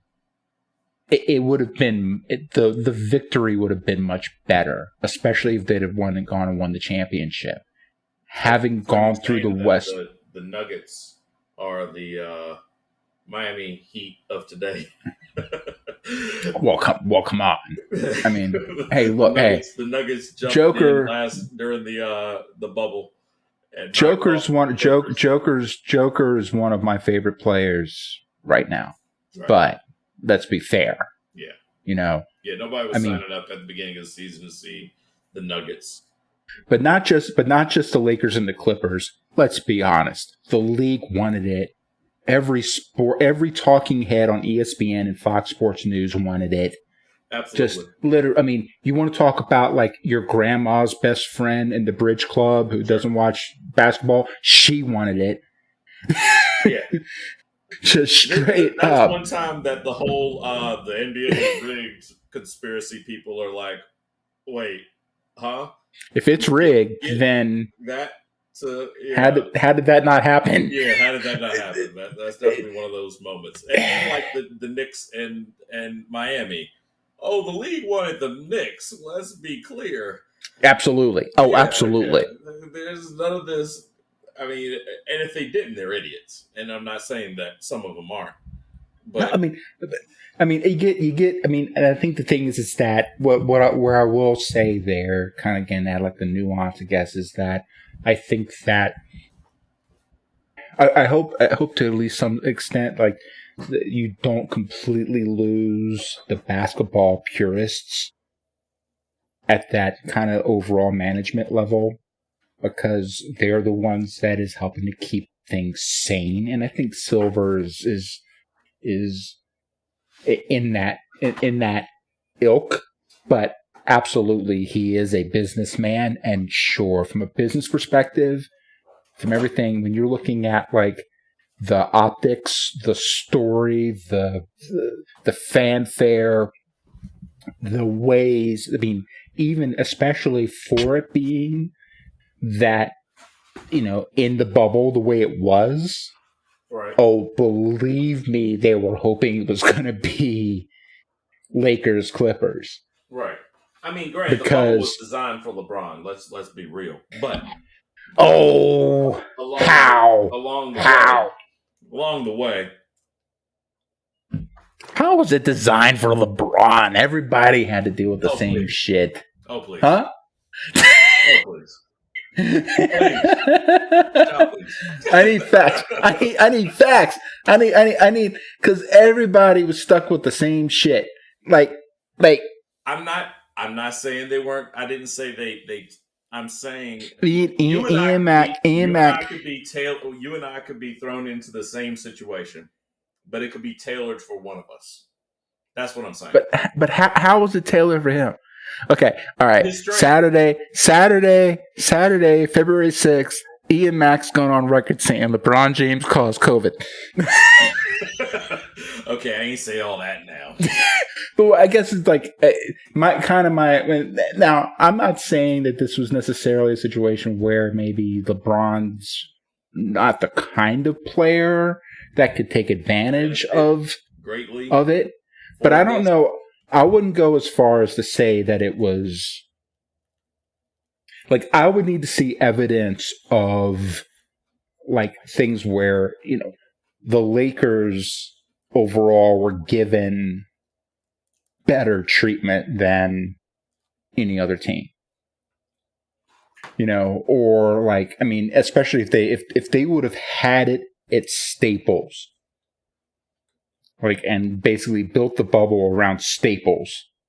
Well, they couldn't have done that from a legal or not legal, but from a COVID standpoint, because they couldn't exactly. They couldn't be in California. Oh, yeah. So, yeah. But what I'm saying is that it wasn't. I'm not aware of any evidence that tells me that the Lakers and or LeBron got any other like special treatment outside of like what. Now I'm not going to sit here and say that like LeBron, like probably any of the top stars got maybe a bit more in the sense of accommodation. That's different. But you see what I mean? I mean, Jordan in this exact same scenario, let's be fair, would have gotten anything that he wanted that they could possibly do within the limits, right? Sure. So, I mean, but as far as, and again, I mean, I'm not saying I can't be persuaded with the right evidence. I've heard that argument before. My problem is that I can't find evidence of like how LeBron So let me with ask the Lakers. This. Let me ask okay. This. Yeah. Do you consider, take LeBron out of it, if Jimmy Butler had won the championship few months back, if he had won that one in the bubble, does it count the same as any other championship? So this is a little bit different, I grant you.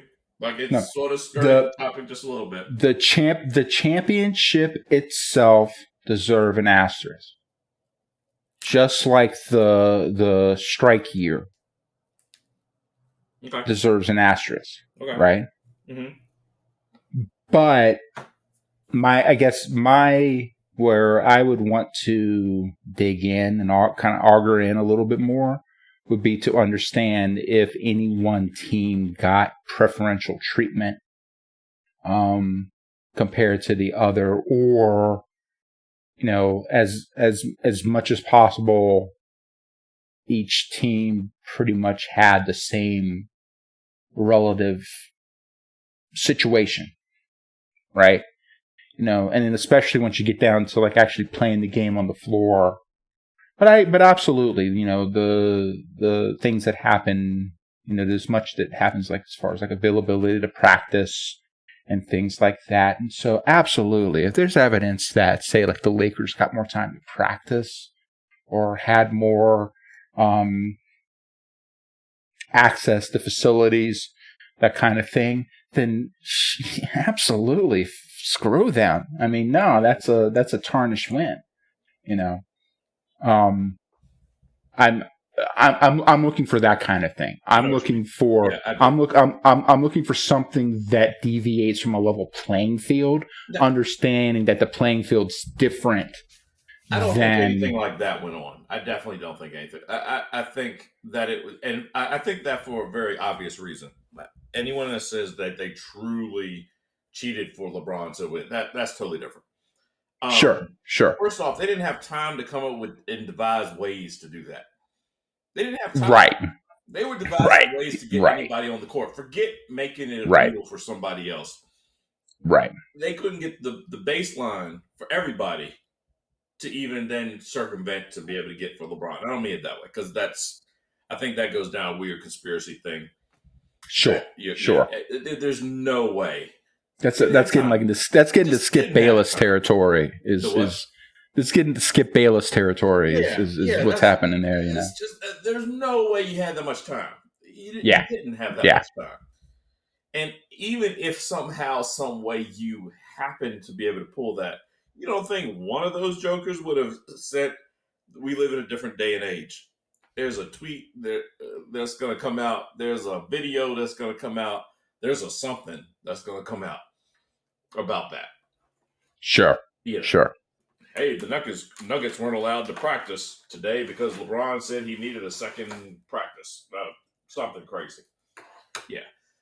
I think that's crazy. But I think what I'm saying is the way it all came about.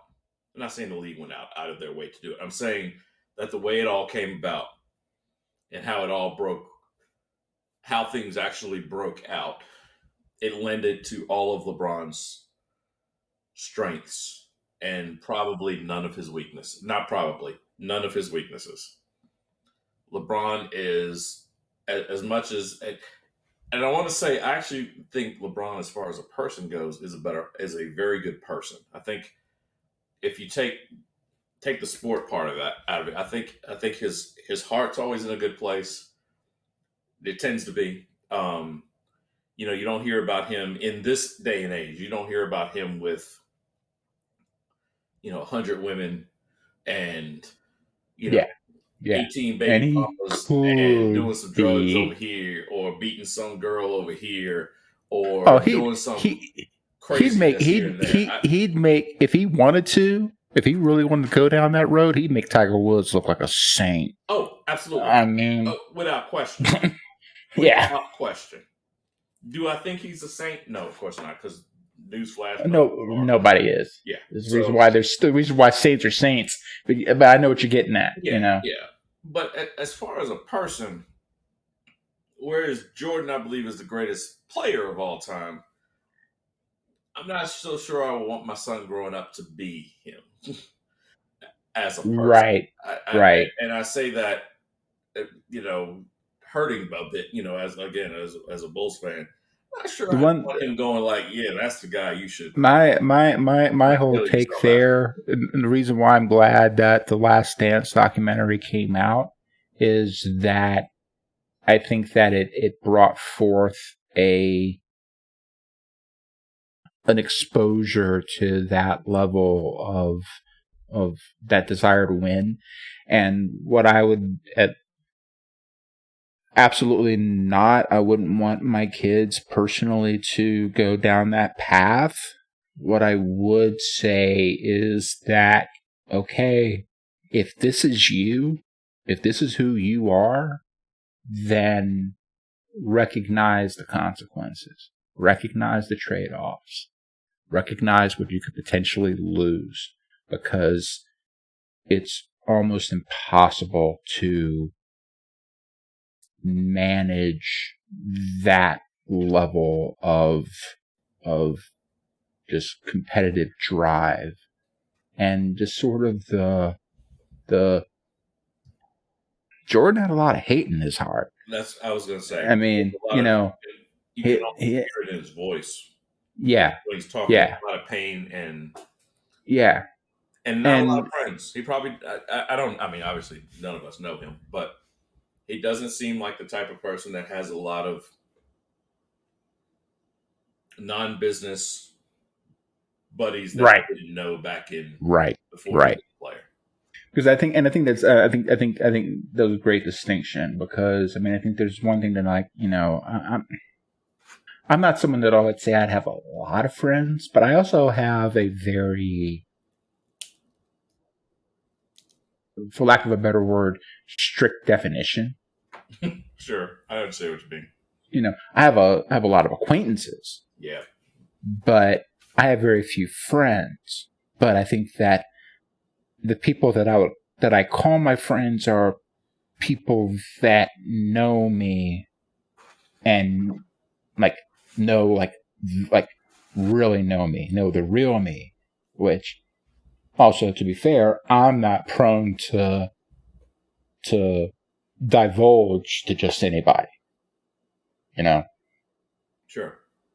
Jordan, absolutely. Like, really, like, he had very few people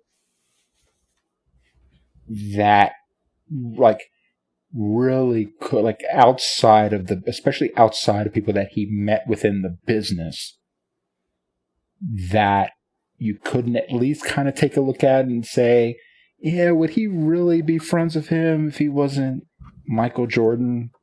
Like, not even to say that friendship had some level of legitimacy, but they were only, like, they wouldn't even have met outside of that dynamic, you know? Right.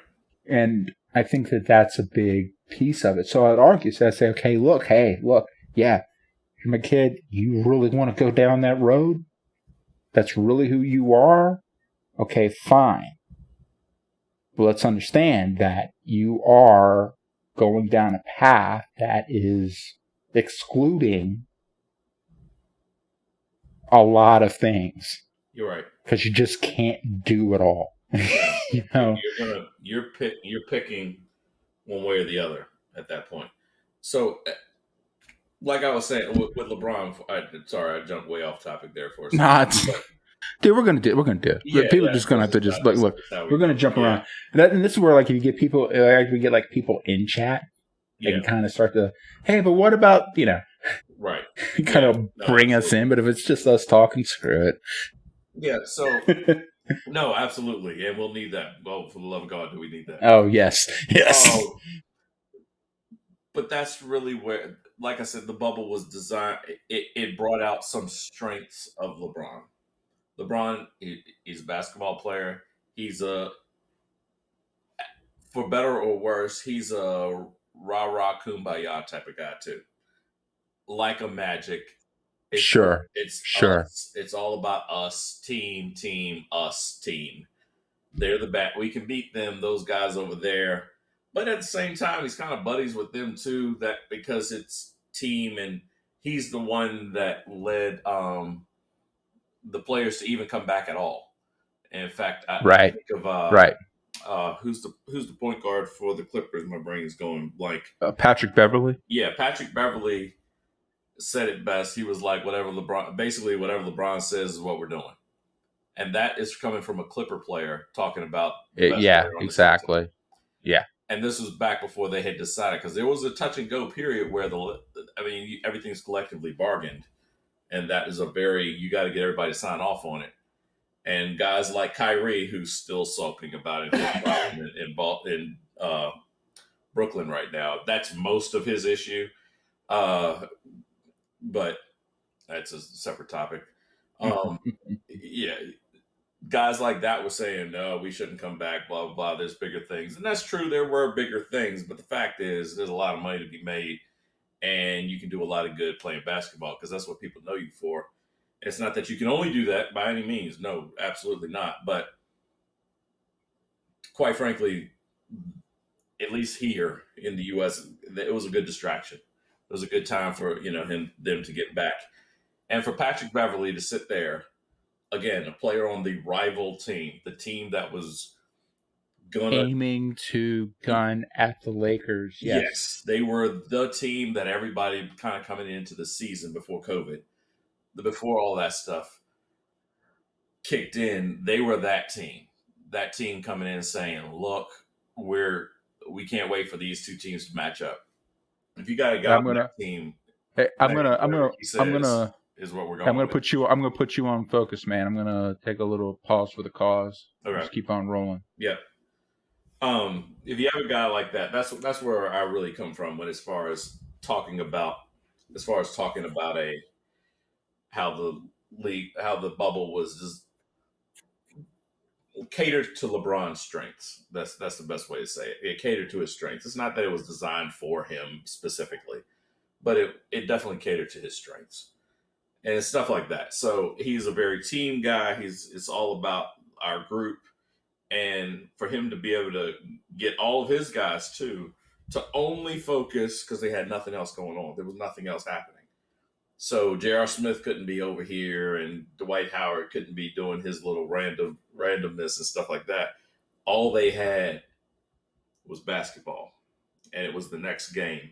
And the games were coming every other night, so there was no 2 games, 3 games. I got to travel over here. You know what? I'm a party this night a little bit harder than I would this other night. I'm in up front of a different crowd and stuff like that.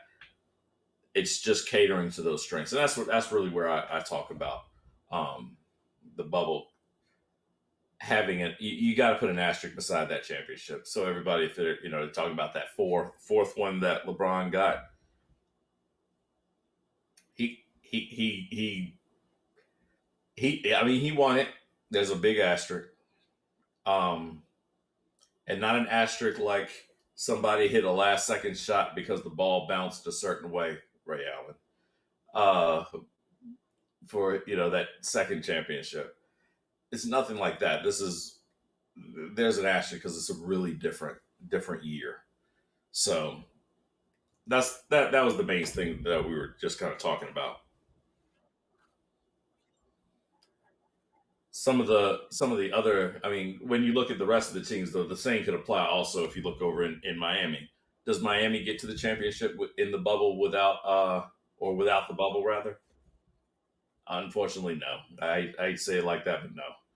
If you look at what Miami's doing now, that's more what Miami is. Good team with the great Jimmy Butler, but a little young, especially with all the rookies. You throw them on the road in a hostile environment where the crowd is bearing down on them in Milwaukee, yeah, they're probably coming apart. The young players tend to do that. That's what it is. So the same can be said. Like I said, I just think that the whole bubble leaned to LeBron's strengths and none of his weaknesses. And teams like Miami, it also leaned to their strengths. Absolutely, it leaned to the weaknesses, unfortunately, of teams like the Bucks. I think the Bucks, Right. and granted, Giannis got hurt too. That's a big part of it. But the Bucks are very much a team that can feed on a home crowd, and they were the best team all year, and they had earned that right to be at home.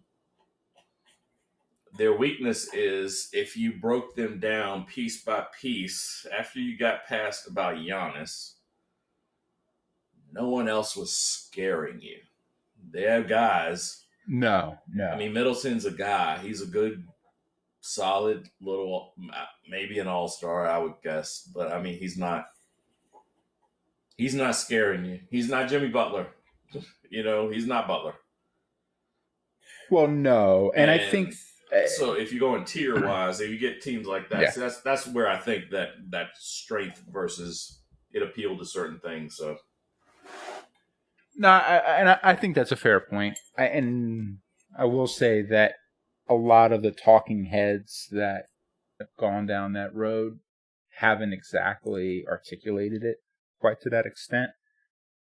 More just kind of think like the Skip Baylesses of the world who, now let's be fair, Skip has a job. Part of that is to be that talking head. And he's one of the best at it. But they didn't, quite clarify it to that level. I think it is a fair point that yes, that you're going to have certain teams that are going to thrive in that kind of environment. You're going to have players that are going to be able to adapt to that better than others. And so, yeah, I mean, I can see that. I think, but yeah, I think there's also there's folks out there that are kind of more on the conspiracy theory side of things that are thinking that, parts of the bubble was just all designed. Oh, well, the Lakers needed to win and then they could control it better. So then they were able to, kind of craft it. I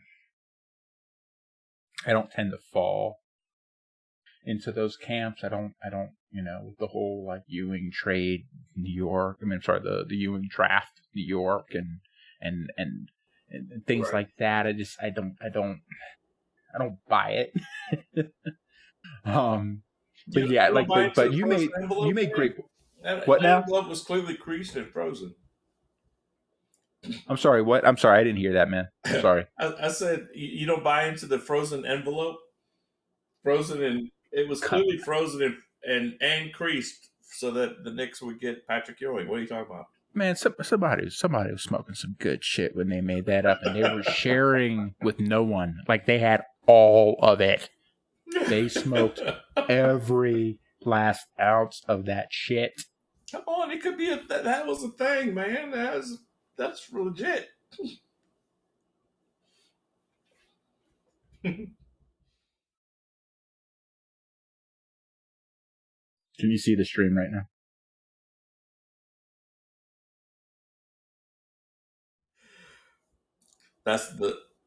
You, my boy. I love you. And I also know you don't fall for that bullshit either. I'm just... What are you talking about? Listen. You need to have crickets. That was a moment that we need to... We're going to work on our sound drops and stuff. You need to have Jared sitting there. I got a list. Black and white. I got a list. Crickets. I got a list. Yeah, so we're going to work on that. We're going to work on that. Yeah. It's. I've got a list of things. Just, right now it's more of a matter of... Can we make sure we're both getting heard in the first place? Mm-hmm. Right. Yeah. Exactly. So is it like one did and like couldn't hear you, and I'm doing fine, and then we had one where like I would probably say about half of that last stream, I was coming out pretty good. The other half, things were breaking up real bad. The problem was it wasn't even like it was a contiguous half. It was right. Just broken up all over the place. I was trying to cut. I was kind of look through it. Can I like cut out? And there's like maybe like some pieces where I might be able to like cut through like a segment or whatever. But it was just like, Sure, but I've been watching the levels. I think so far it's going pretty good. Well, cool. But I think that. Go ahead. Go ahead. Go ahead. No, I was going to what I was going to say was kind of just to wrap I guess a little bow on bubble thing. I guess. Absolutely, I think this. Not even so much that it's LeBron and the Lakers. I think this year needs an asterisk, just like the strike year. Any year where you have some major disruption that isn't typical, then yes, I think that you need an asterisk. Yeah, I think not that you cheated asterisk. You're not doing the Houston asterisk type of deal. Oh, right, exactly. Yeah. I think that it's a matter of it's a different circumstance. You got it, but again, and I do get your point of yes, it's it played to say like LeBron's strengths over a lot of other people. I guess my question is that his fault? No. Is it his fault that Mm-hmm. you see what I mean? Mm-hmm. And I guess it's kind of where I go. It's like, and I mean, you know what? Absolutely, if things that I can't control put me in a situation that are much more advantageous for me, I'm gonna. Well, okay, hang on. I'm gonna take a hold of that, and I'm gonna. You know what I mean? It's so I have a question. I'm okay. Where's my tinfoil hat? I need to put my tinfoil hat on. How much power do you believe LeBron James has as far as the NBA goes right now?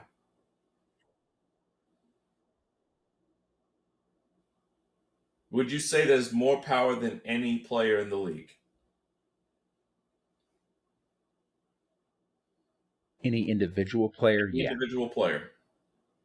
I would say that right now it's him, and for a while I would have had it going more collectively towards, say, like Steph Curry / Durant together.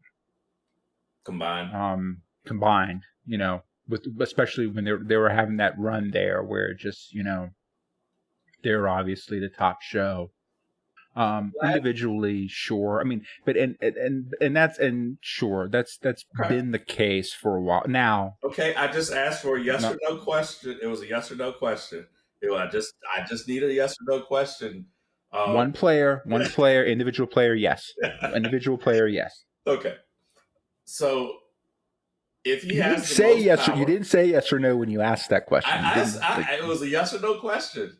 I'm sorry, we're gonna have to go back to the transcript, Your Honor. If you could just hold the witness to one question, the yes or no was one word. Do you know me? So if he has the most power, and he was, David Silver is turning and getting the players' reaction to deciding on how to design a bubble. Would you say LeBron is a competitive person? Yeah, that's a yes or no. Hell yeah. Okay. Hell yeah. Obviously, you don't get to the NBA without being competitive. I don't care if you're a bench guy. But you don't get to his level. No, without not even being close. Not even close. So when getting opinions on this or that, would that competitive side perhaps lean in just a little bit over the this is better for everyone versus this is better for me and everyone else, but me first and then everyone else?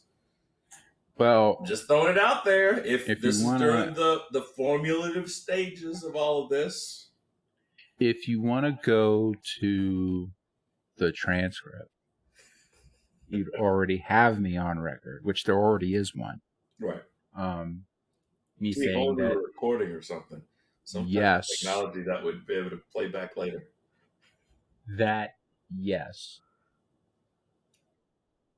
If you think that the stars didn't get some level of special treatment, that would be ridiculous. Of course. And if you don't think that, but they get that in the eyes, games, to be honest with you. But even Lane, sure, he misses a shot because he thought somebody might touch him. He gets a foul. Zach LaVine gets just molested while getting the ball inbounded, and they call it jump ball. So sure. Yeah.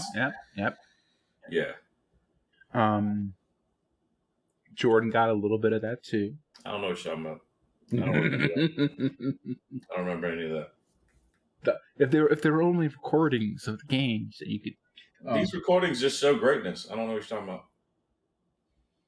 Brian Russell fell off to the side. I don't know why he went that way. Jordan was even pointing at him with his hand. You saw it. Like as Brian Russell just went to this, Jordan was like, why are you going this way? I don't know. And his hand reached out to try to grab him to pull him back, but he missed him. So let me take your point. Let me take your point as true. I think if anything else, this actually speaks worse for the Clippers than it does for LeBron and the Lakers. Because I still, if the NBA in and of itself was trying to gear things towards any one kind of outcome, they wanted that Lakers-Clippers matchup. But which means, Lakers first. Maybe, but ultimately it probably came down to, well, I'll tell you this much. It would ultimately depend on which team was worse. The team that was the team that was performing worse would have gotten more accommodation in that case because they were looking for an outcome. They've gone through plenty of seasons where the Lakers didn't win. They could manage that. But if they were really trying to piece together a story that could bring people to watch this game, this NBA in a bubble, all roads would have been leading towards Clippers-Lakers in the Western Conference Finals. Which means if the NBA is, for the NBA to put, and to your point too, about having time. Yeah. If they were going to architect this with any kind of leaning towards outside of just general star treatment. Sure. If they were really going to try and architect anything whatsoever, even if the whole time was for the Lakers to win, they would have given at least enough of accommodations to the Clippers for them to make it to that Western Conference Finals. Because seriously, nobody's giving a rat's ass about Lakers versus Nuggets. Yeah, it's sad, but true. Here's what I say about that.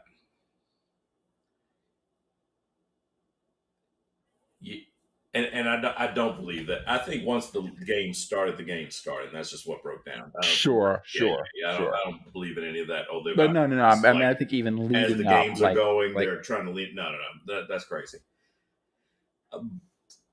But the what's the storyline? I'll use the Lakers and Clippers. We'll use that as an example. What would be the storyline there? There's the king and this other group, a coup coming in to take the king's throne, right? That's the story. That's the big story. This new, possibly powerful entity was coming, and they were, it was very, very Game of Thrones. Let me toss this in there. Yeah. I'm glad you mentioned Game of Thrones. Don't forget, in that Spurs, was it Spurs Miami? Back like 5-6 years ago. Back when the Spurs won it, Kawhi was playing with them. Absolutely. That's why I said king. First or second year? Yeah. Kawhi was somewhere in that neighborhood. He was young. Kawhi was called Kingslayer because he locked LeBron down. Yep.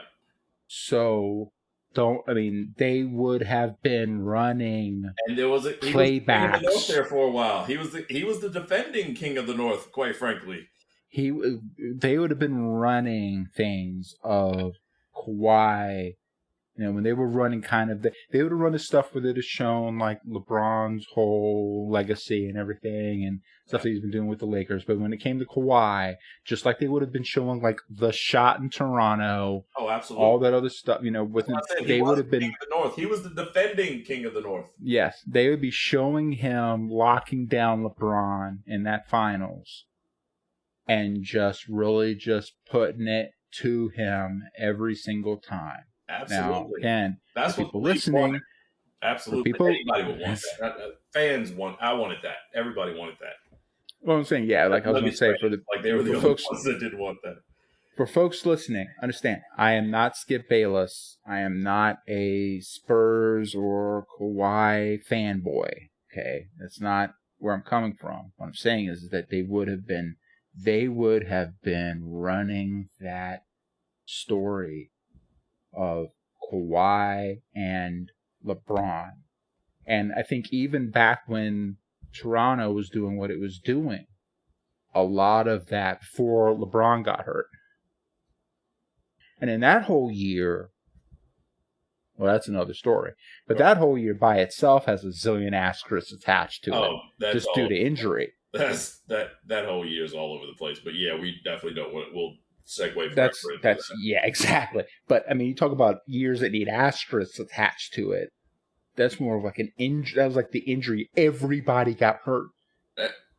Everybody got hurt. The Warriors were decimated. LeBron, for the first time in his career, got laid out. just that whole year was just a whole. Anyway, just seasons for it to break right, and if you want to come down to, I would say bounce right, but that might be a little bit too on the nose. But that's exactly what it came down to, or the 76ers, quite frankly, and Jimmy Butler might have won. So maybe, yeah, maybe as crazy as that is, it may be one bounce different, and it might be talking about Butler and the 76ers. They'd be the ones coming back with a little bounce in their step. Yeah. You know? So. Because they were, for the most part, the core of it was, well, Butler left. Right. But, does Butler leave if he wins a championship there? No, I don't think he's going anywhere. Depends on we're going down. Contracts get a little squirrely, but probably not. I would say probably not, but yeah. I would need to see the. I don't have all the contract stuff. I was gonna say we got. Yeah, I was gonna say we jumped back another year, so yeah. But no, as far as this year goes, though, I think that absolutely whoever came out of the East was whoever came out of the East. And ultimately, I mean, again, I think you're right. What happens on the floor is what happens on the floor. So ultimately, whoever would have come out of the West came out of the West. But the idea was, if the league was trying to really try and funnel things toward a certain outcome, then ultimately that speaks more towards the issues on the Clippers, which I think is, again, a part of the reason why Doc Rivers got let go. Right. Which I'm still not 100% certain, but now I think it's better because now he's over in Philly, and I think the East needs some like veteran coach kind of. It was just time as far as that goes. Sometimes it's time. It's not anybody's fault per se. It's just time. Nah, I still think to this day Rivers is a great coach. Oh, sure. But like if they were really trying to funnel anything towards anything, they would have been trying to funnel the Clippers towards the Lakers, and the Clippers didn't get it done.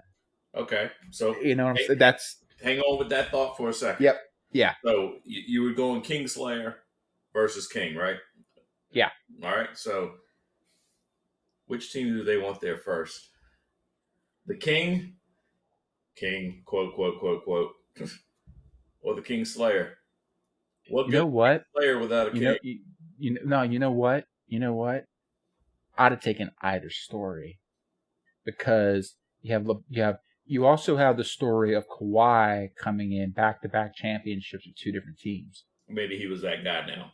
Maybe he coming out of the bubble, doing it even like gone away with the bubble, like using the again kind of more pointing towards the bubble being the thing, and then having the talking head saying that the bubble was pampered around LeBron or whatever, and then Kawhi coming out and winning it anyway. I'd have taken either one. As far as me, it's like an executive in the league, especially like on the marketing side of things, or trying to help kind of push things. I'd have taken either story. That's why I think, like, if it was really trying to direct anything, I'd have directed that Lakers-Clippers matchup, because then it's a win-win from me as an executive, because I can take that and I can cycle that. I can get the pundits on ESPN talking for weeks. But you might be able to get those guys to do that. And I agree with you and I follow you. And that will lead to the fans of the league watching and buying. I think it would have gotten. They would have watched and bought in either way. It would have gotten I'm serious. It had gotten the grandma's best friend on the Bridge Club. That would have gotten. They could have turned that around, because even like say grandma was like, I know about Kawhi Leonard. I heard about Kawhi Leonard. He's that quiet boy that won that chance. Didn't they win last year? They're up in Toronto. That quiet boy. He's so nice. He's nothing like that LeBron character. Exactly. I mean, it's there's stories for days here. I'm so glad I don't have to hear about him anymore. I don't know why I became like a Southern old white black guy, black. I'm not sure where that accent started going there. Like some like what was it? What was the? I was thinking about like I could just point to characters either out of The Simpsons or Family Guy. It didn't matter. Yeah, no, you're absolutely right. I'm not sure where I was going with that voice, but yeah. But I mean, like to me, it's like I would try and position it so I could hedge my bets as much as possible. I wouldn't be banking on, sure, there might be a certain level of like an outcome, be like, okay, this is great, but you can't rely on that 100%. So what I would do is at the very least, I can like come in and like, okay, the East is going to be the East. East is a nightmare because hell, both Irving and Durant were hurt. And Miami was Miami. Philly was Philly. What are we getting? Johnny Haircut? He ain't getting it done. So, like, what am I looking for in the East? Nothing. So, really, the stories in the West. As it has been for a while. I mean, and I'm not gonna write my story around Nuggets Lakers either. No. Because I know what's going to happen. Right. Even outside the bubble, I know what's going to happen.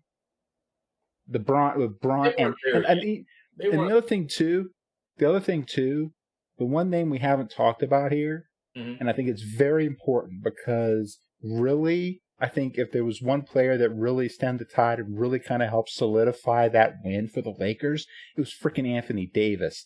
That dude balled in the bubble. Oh, absolutely. Yeah. I mean, Davis has been one of those guys that's been so great as far as natural God-given talent. Yeah. Stats, etc., etc. One, he never got to be on the stage. But here's the thing, who gets credit? That's you as a fan and as that scout that you're talking about. Look, Davis is a Robin. Davis is a Robin. He's clearly Scotty versus Michael. Mm-hmm. Absolutely. Now, I would say that, especially right now, he has more. He's closer to, say, a Jordan from just pure. Like what that cat could different. It's a different. They're different types, but as far as like overall skill set goes, as in more, he's better than LeBron right now. True winning, but no, exactly no. The mentality isn't there for Davis, not 100%. Right. He needs someone like a LeBron to come in and it's like, oh, okay, I'm playing with that dude. I can get this done. Is it a confidence? Yeah. I think so. Dude's lived his whole damn life as a freaking 8-foot freak with a unibrow. Yeah. Don't tell me he hadn't been lacking in confidence to some extent. But he's looking like a stretched out Bert on Sesame Street. Listen.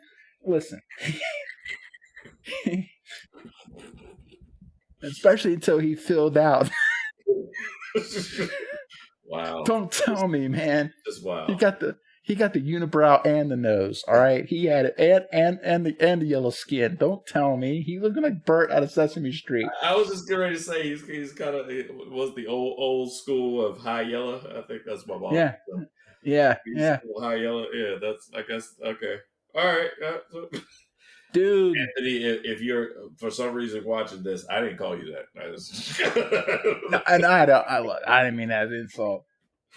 It's like he but dude, don't tell me he wasn't fighting some level of confidence. He's got all the natural skill in the world, and now he's got a freaking drama ball behind him, just saying like, you are the dude. You're gonna get defensive player of the league this year. Like, my whole purpose for playing is gonna make sure you get defensive player of the league this year. I mean, shit like that coming out of LeBron James' mouth means something, and not a lot of that came before the bubble.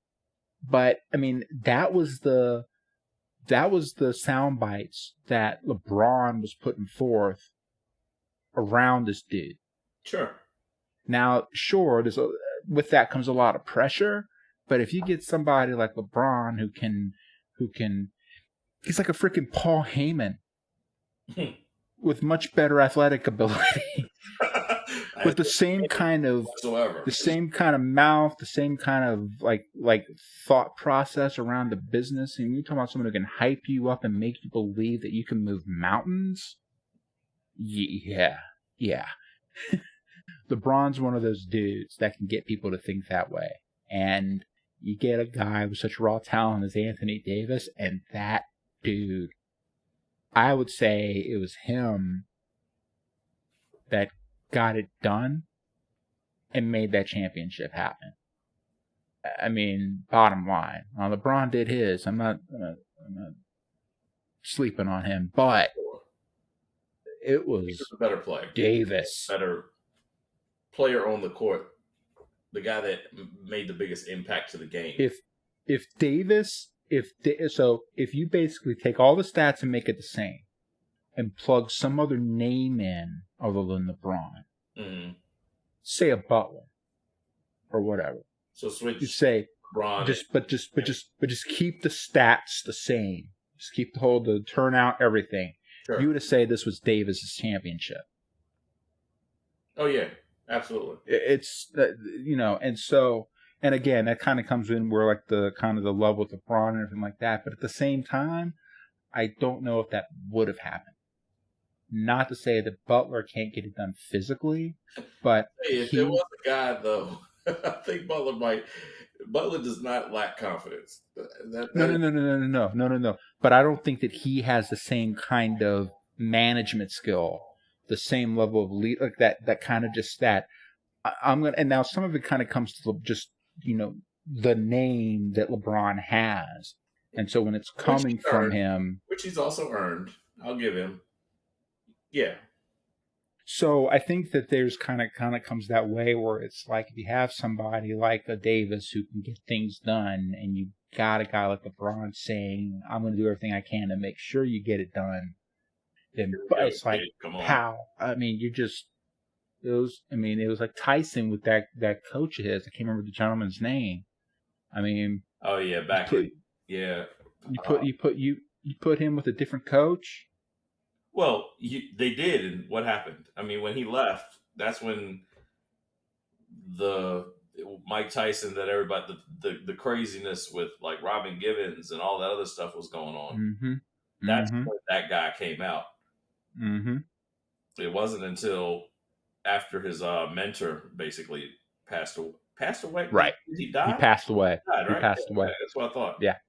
I was gonna say, everything went nuts. Up and leaving. No, I think he passed away. Yeah. I think he died, which made it even worse. Sure. But like he was basically like, but I mean, and that's a slightly different scenario because the guy was kind of even more like a father figure that Tyson didn't have. But still, kind of that similar kind of ilk in the sense that you're not gonna get. And then we were talking about how like even back when we were talking about the Bucks and the Chiefs, the coaching perspective of things. No good quarterback, can really win without at least a damn good coach. I mean, not like maybe it doesn't have to be like superstar level, but it has to be pretty damn competent. You gotta go to your strengths. I mean, you gotta be able to know what the strengths or weaknesses more than anything. You gotta know what those are, and be able to kind of lean away from that. Oh yeah, I mean, if you don't do that, then yeah, you're pretty much.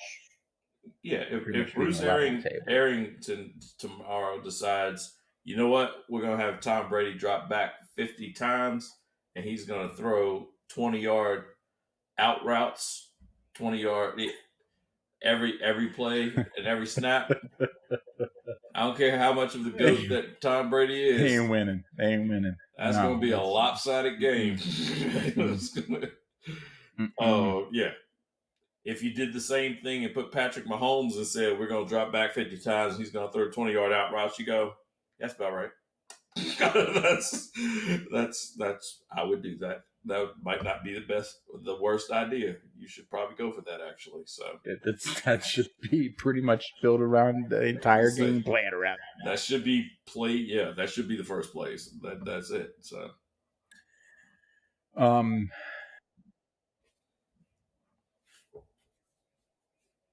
That actually kind of makes me think a little bit.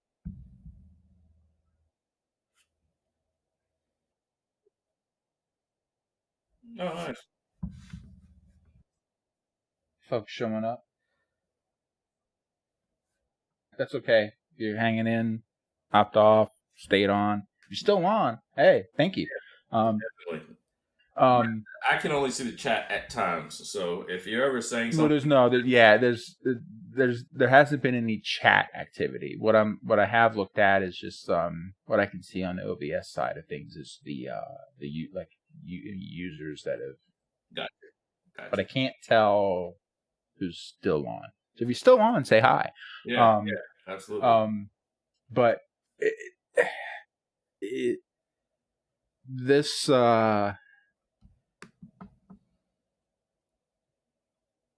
since the Super Bowl is tomorrow, yes, so I probably would hope. Absolutely. Yeah. If only there were a big event that we could talk about, what would it be? Something And it's such a slow sports week, not much to talk about, not much going on. But I'm also because you mentioned the Mahomes and that deep ball, right? And so again, like the defensive coaching me is always kind of leaning towards the. I'm surprised you can talk about offense in a good way. I'm just waiting to hear. I'm waiting to hear how this goes. Well, because I was thinking about, I need to get back to, it's still Tom Brady. I'm trying to get back to,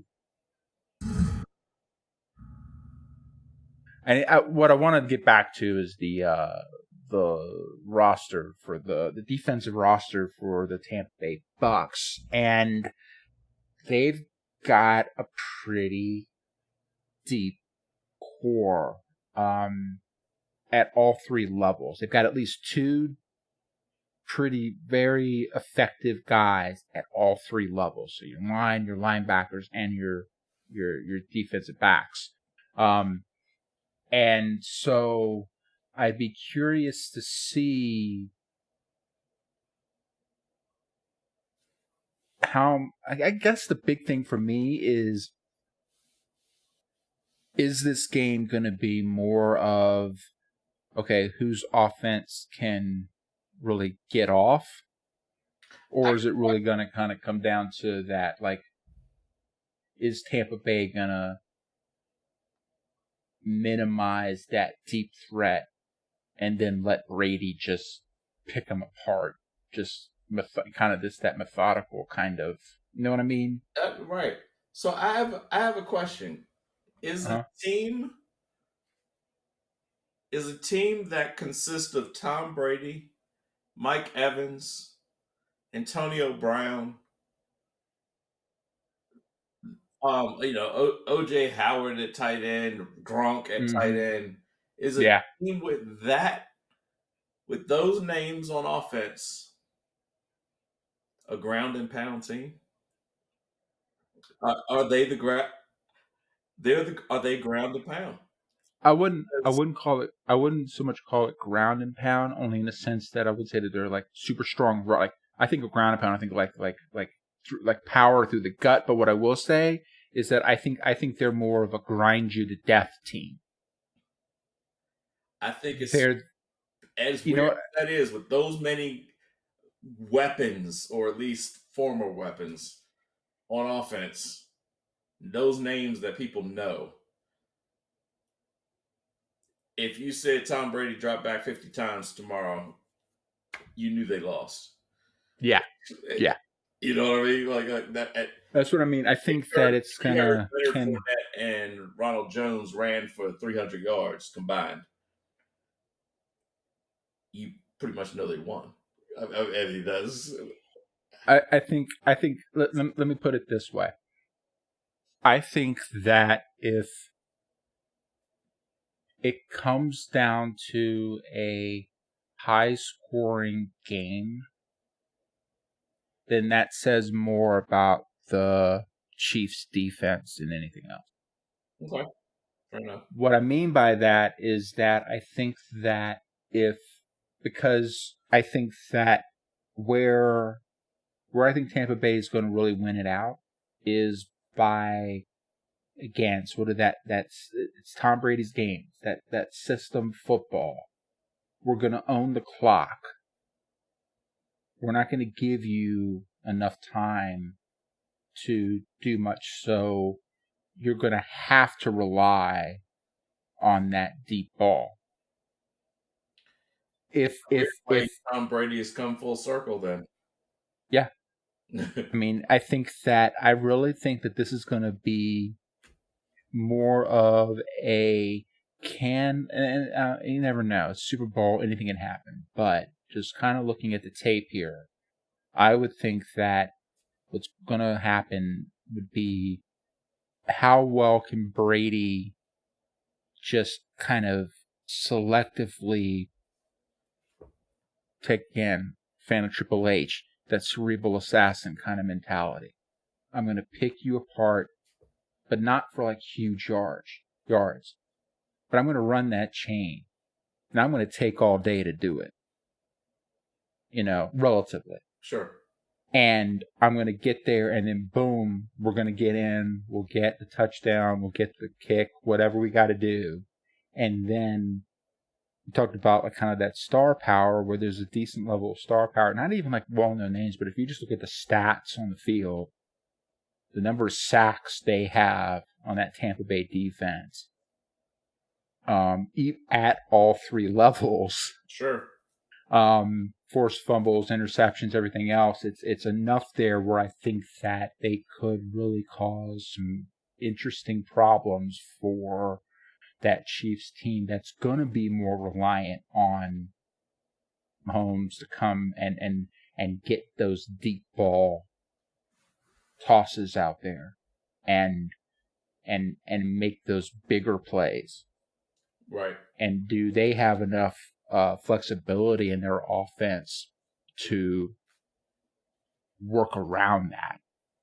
I don't know, but I think that unless if the Chiefs can, from a defensive perspective, and I'd probably say like the Chiefs defense is probably the one area where I have a bit of a gap in my knowledge here.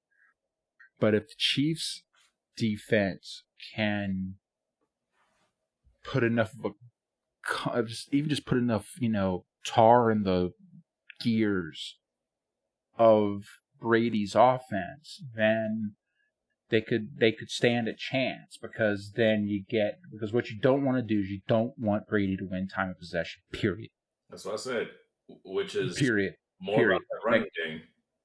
Well, it can be, but it can also be about those short throws too, which Brady's very good at, Yeah. You know what I mean? Just that's sort of kind of like that system, It doesn't necessarily have to be, and even like, and you could still do like running game type stuff without it necessarily what I kind of use like ground and pound football, where it's more of that power back up the middle, kind of like beast mode kind of 3.5 yards stuff, just boom, boom, boom, boom, boom. Your freaking linebacker's coming out and his chest is all bruised up, right, even though he had pads on when he comes out, because he just got freaking run, car wreck time and time again, But you could still do that with kind of even some of those, sweep plays and stuff like that. Quick sweep out, get out again. Maybe maybe you get more like 4.5 as opposed to 3.5, but It's a quick out of bounds kind of thing, and unless you get like daylight and then you just let it run. But still, I think it's going to more rely on Brady just kind of picking them apart for just sort of that, okay, all right, yep, first down. Boom. Maybe they might do a little bit of a run here. Oh, okay. Where's my Edelman equivalent? Is a tight end or whatever, Right. Oh, 2.5. Oh, he turns it into 4, goes out of bounds, or he gets tackled. But it's like boom. Next, every 3 plays, I've got a first down. And it's just like boom, boom, boom. Here and like, okay, I got an opportunity. Boom, another first down. But I'm just going to run it. I'm just going to work it down that field, and then just minimize. Because I think if anything else, especially because Mahomes is so dangerous. Sure. That offense is so dangerous that they can get going. Yeah, and they're a momentum team. Mahomes is definitely a kind of what we call a rhythm shooter. Oh, that's a good example, right? He's one of those guys that he gets one or two good deep balls out, and they're caught. It's off to the races. It can be. Yeah. It can be. So it's like I want to keep that guy off the field. We looked at their whole playoff run last year. I mean, yeah, when Tennessee had them beat. Yeah. And it was like, somebody hit a couple jumpers, and those from the basketball term, all the ball go through the hoop, and all of a sudden it was like, oh, there it is. That is it. All right, let's wrap this up. Yeah. And I got a little taste. I got a little taste at my fingertips. Now it's all, Yeah, I remember now. This is what I do. And at the same time, it also takes the other team to go, that little bit of doubt creeps in the back of your head. They get one, and you're like, because you're worried about it. It's like that. It's kind of that gunslinger mentality. It was like Brett Favre in a way, because Favre was one of those guys that you could pretty much have him dead to rights. And I mean, hell, he could have thrown like 5 interceptions.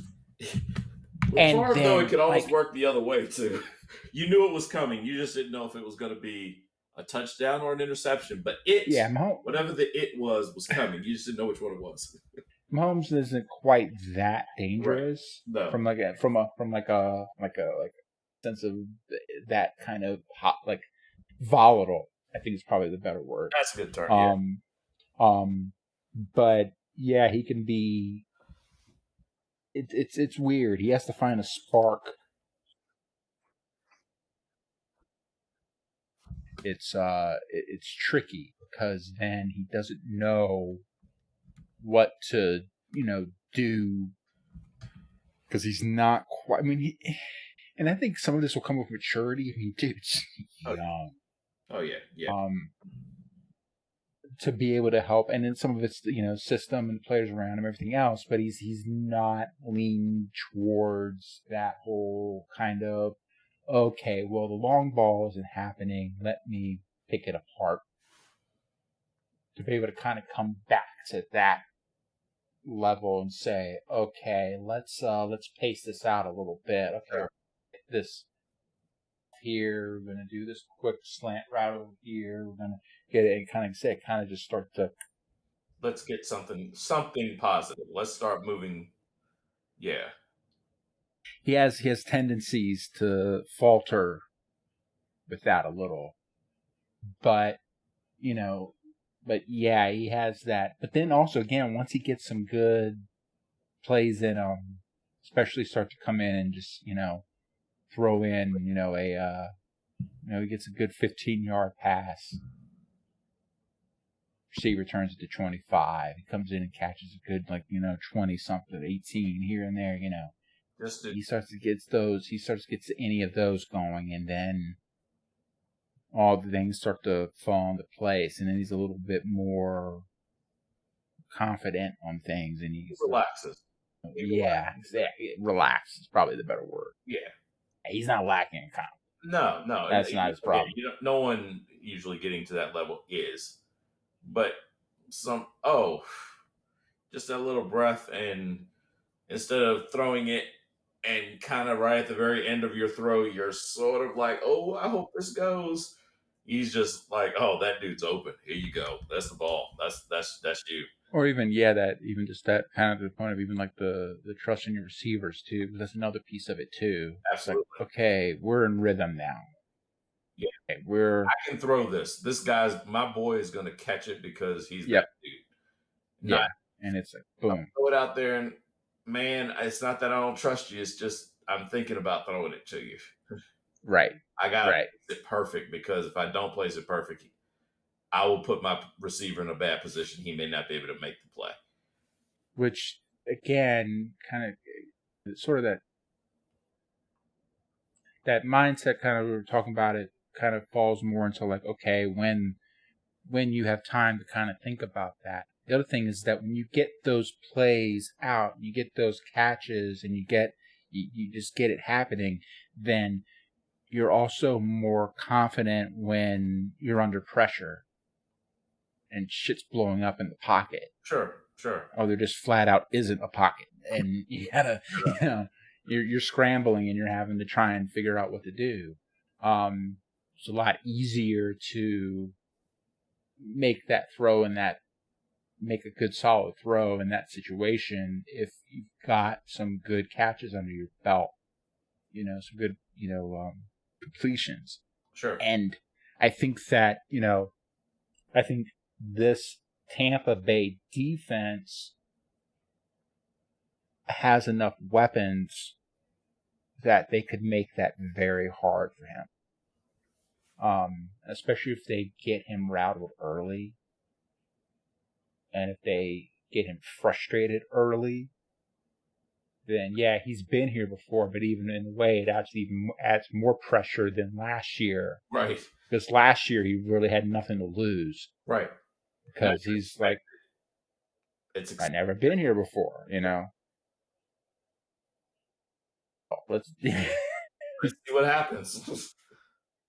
Yeah. But now he's that guy. Done it. And now he's got to say, okay, well, now I got to prove that I can do this again. Against Tom Brady.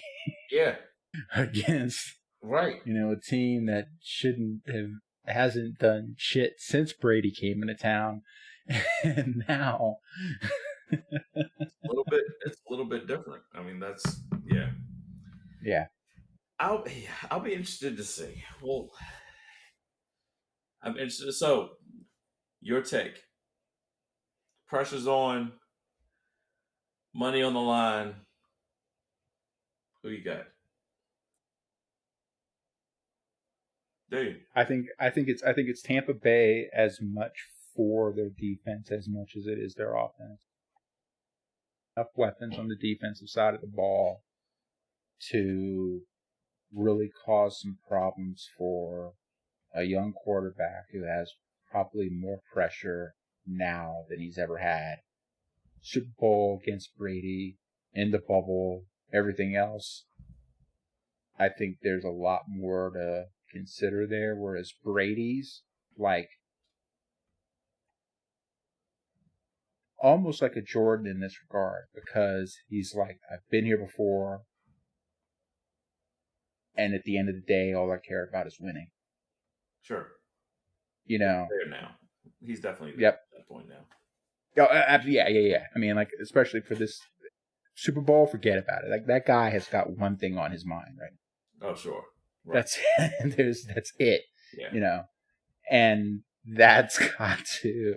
And again, I think if you really consider that whole idea of coming in and then bringing a team who has literally done shit since 2001, 2000, like Tampa Bay. When was the last time they were even 99? I can't even remember. When were they even relevant? Was it 05? Is that right? Well, they had that one. Yeah, they had that one. I'm thinking like the year, real like. They won the year that Warren Sapp and all those guys, when John Gruden had left the Raiders. Maybe it was 05. Maybe it was later than I'm thinking. But like, yeah, that. Again, you named Allstott. You didn't name. I named Warren Sapp already. They had defensive stars, man. Come on, that's on you. That's no. Allstott was a beast. No, he was a beast. They had our Wahoo Wah, Rondé Barber from Virginia. Yep.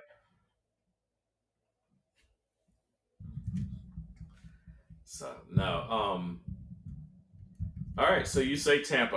Like I said earlier, I'm pulling for Tampa. But if I had to get the arm twisted, I'm pulling for Tampa. I want Brady to get another ring. I'm fine with him being the greatest because he already is. So that stuff doesn't bother me. The Giants beat him twice anyhow, so it doesn't matter. But yeah, It's if it comes down to it, and I would had money, real money on this, I'd probably put that real money on Kansas City. I just think I it's think they just, and I don't usually pick the better offense, but I'm not sure their defense is worse. And so in this case, well, and I think that I will, like I said, I will say I have a bit of a blind spot on the Chiefs defense. And I think it really just kind of designed to lead. I don't think the yeah. defense is getting in there and overpowering a run game. They're not going to be in there and in the fourth quarter are able to still stop the run because they're a stout. I don't think that's what they're a defense that is built to have a lead because their offense tends to give them a lead. They like you to drop back and they come get you, and or cover up your receivers and stuff like that. That's what they're designed for because that's what their strength is. Um, but man, Mahomes, if it starts happening, Oh, I mean, now trust me. If I am perfectly. It's very perfectly, very likely there's going to be a point during the game where it's just like I'm losing this bet it, because if that dude gets on, then and he doesn't. The scariest part for me, or not scary, I mean, but the fun in a way, because like I said, neither of my team, but right. he doesn't need to be on for 40 minutes. No, that's the He needs thing. to be on for If like he 10. if he And they might have 30. He doesn't need Brady and and ta- them. and They need to be like a 40-20 split as far as time possession. They need to sort of be in that neighborhood. Mahomes needs to be good for 10 to 15. He needs to be that dude for about 10 or 15 minutes. right, Maybe. and I agree. And the game That's the could be other yeah. over. We could have had a 15-minute Super Bowl and it would have been the same result. Right.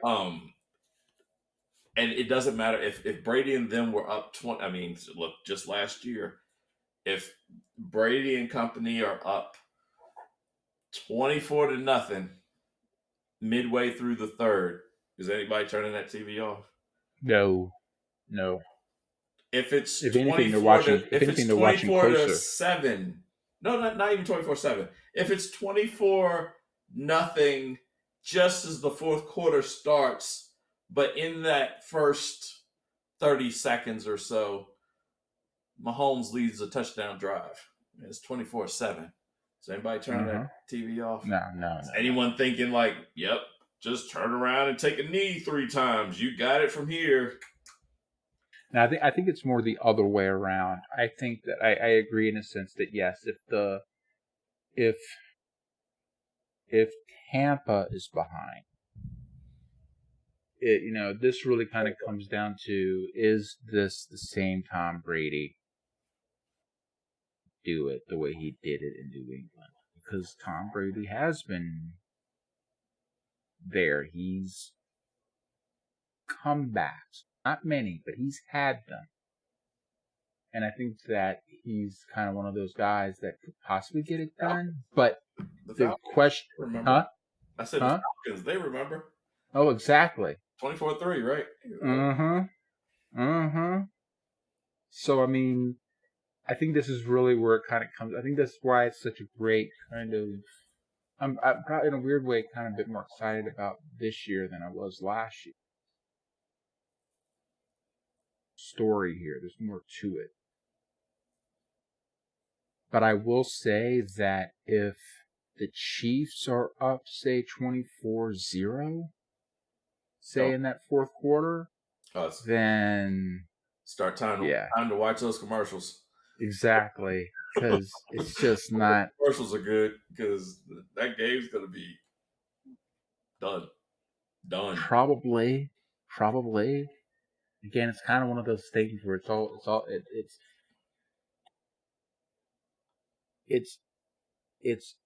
of those things where it's hard to bet against Tom Brady, but at the same time, I think that if they get themselves to that kind of a position where the Chiefs are up, decent stack ahead of them, they're just not built for that.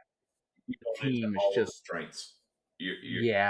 For you to then beat them, you have to beat them on their terms, and that's hard to do with any team. It's hard to give a team all of their advantages, and still beat them, and still be able to come back and okay, we got you. We're gonna beat you. This is how we do it. Right, and I just don't think they're built for that. I think that and again, I think that kind of speaks to where I was saying, I mean, you called out a good kind of counter to my point about the time of possession thing, is that it's not a guarantee. Because, Mahomes can go off in a fairly short span of time compared to Brady. I just think Brady's only chance on both sides of the ball needs to really just kind of just that slow, boring shit. Go get your chips. Yeah, right. Refresh your nacho dip, whatever you got to do. It's just going to start. We're going back to school here. Absolutely. On there, they can do that and then have their defense pretty much just be 3 and outs. Yeah. Then they need more of it. They need more of it leaning towards that to have a chance, I think. I just wonder. I don't know. I'm just kind of curious about that pedigree versus the youth here. And is Mahomes, because I think this also kind of helps solidify Mahomes' legacy. Well, if he wins this game, because you can beat the king. Yeah. And you're 20. It's a bit of a different story because it's a different team, blah, blah, blah. But still, at the end of the day, you put more points on the board than Tom Brady did. Absolutely. Yeah. You at no point, I always laugh when they talk about, well, this quarterback beat that quarterback. I mean, I never remember Peyton Manning intercepting Tom Brady or vice versa. Exactly. It's a different, exactly. Yeah. It's like the pitchers, like the battle of the pitchers in baseball. It's different, At least they occasionally do match up against each other, to be fair. But it's not like basketball. It's more of a one-on-one thing. It's more of a one-on-one. It's not like basketball where you have, especially if you have like two guys, or at least if you have like 2 star wing players, and they're likely to be matching up against each other play by play. Yeah, right. In baseball is really different too, because baseball is basically a whole bunch of one-on-one games in the middle of a team game. It's a lot of one-on-one matchups, and I don't know that until that ball hit. That's what makes it unique and really good too. I don't know how many people. I know baseball isn't like in the limelight, but I think that's what it sort of makes it really unique, though, because you have all those one-on-one battles. There are very few times that the team is involved. It's pitcher and batter, pitcher and catcher, pretty much. Maybe and then defense. Okay, sure. Once that ball's hit, and then it becomes more of a team game. Right. Yeah, absolutely. I think it really kind of comes down to that, And I think, there are bits of that football where you can have, like, once that ball's in the air, you have those one-on-one matchups between the receiver and the defender. You can have spurts of it. But, yeah, baseball is, like, 90% one-on-one. One-on-one. Yeah. It's different match. It's different, There is a matchups throughout it. in a bad way. And again, like I said, I like I'm a baseball fan, but I think they're sort of polar opposite. You can't call it and football are very different when it comes to that. Even basketball leans more toward baseball side because one guy can really make a massive difference. Oh, sure. Football Yep. On a football field, I mean, one guy can make a difference in a play or two, or even for a game. Definitely, but he can't do it by himself. Like if the rest of the guys on his team are terrible, how many great running backs have there been that had terrible teams, and how many championships did they win? Trust me. They had some beasts on that offensive line. Yeah, absolutely. No matter how great they were, how many all-time great wide receivers are there that didn't have a quarterback? Well, I'd say quarterback. We're talking about like reliance on each other. You want to talk about a game kind of like that, like the guy's not going to shine without the star there. Receiver's not going to get if his quarterback's not worth a damn. No, it's just the. And it's why fantasy football people get so excited when insert star wide receiver gets traded to team with Drew Brees or Aaron Rodgers or Tom Brady or somebody like that, as opposed to other quarterback, Daniel Jones. Somebody like that. That's what. Well, that's why the way the league is even architected right now. Sure. Yeah, you want to have good receivers, but ultimately they're much more disposable than your quarterback. Sure. Yeah. Because you're more likely to find somebody with a skill set to be able to be a decent receiver than you are to find someone who can be that consistent quarterback. Whatever weapon it is that you need out of him, or the combination of it, or whatever it is, just to be able to be that guy and get that done. Well, like you were saying earlier about that's actually a perfect kind of tie. When you were talking earlier about LeBron and Anthony Davis, Davis is a probably better player at this point, as in ability to still do it. Mm-hmm. Not all time by no means. I'm not talking that. Than LeBron, but LeBron has that confidence and pedigree that gives Davis that extra kick. Somebody like Tom Brady does the same thing to his guys. So that's sort of the kind of a balance that I would think that it kind of goes with, but we're kind of a tie between those two things. Yeah, absolutely. And I think that's another thing too here is, okay, you have a team on one hand who is not just a quarterback, but the team itself who's fairly young. Not like again, it's not like it's all a bunch of young bucks, but ultimately, especially, it all kind of boils down to your quarterback. Young, no pun intended, he's that young buck. Right. And then you've got seasoned vet, oddly ageless,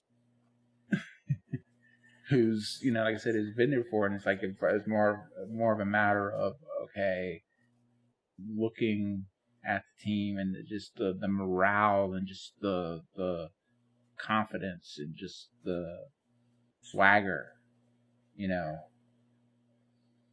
as goofy as a dude as Tom Brady looks like out, once that dude gets those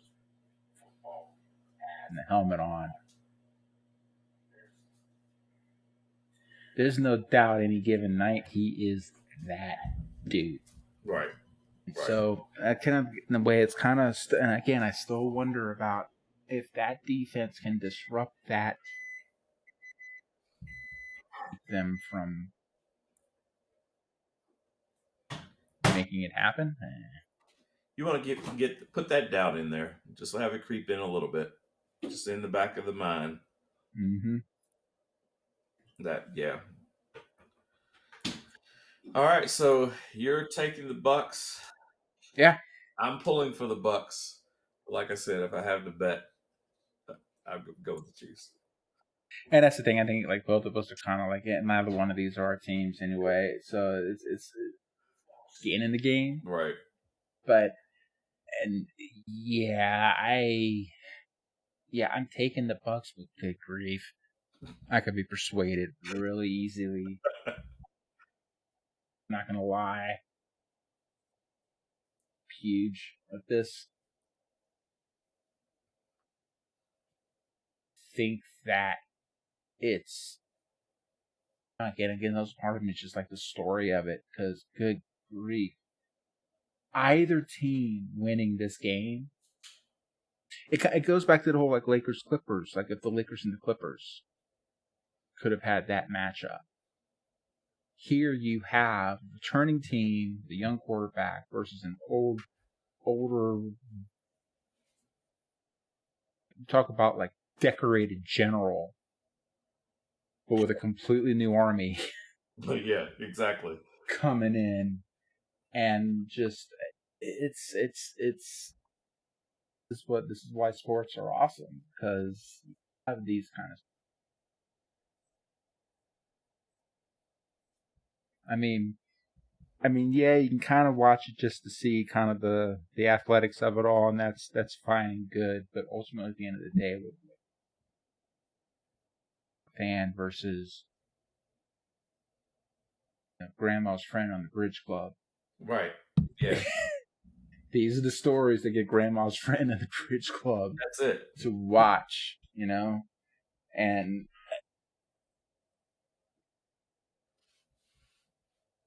so look for the sacks early. Tampa Bay gets a lot of sacks early. Then I'm really. You're feeling a lot better about that. I'm feeling a lot more confident about things, because I think that's really going to be a big. Right. How well can they manage?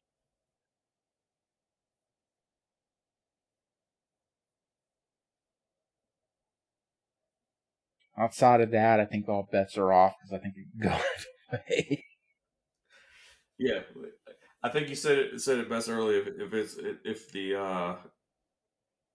it's 24-0 quickly for the Chiefs, go ahead and start seeing what snacks you have. Just start. Just start.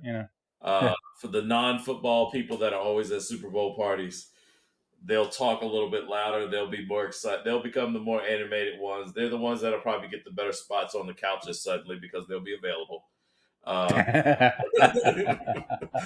So those will be open again. And if it's 24-0 Bucks, the opposite is true.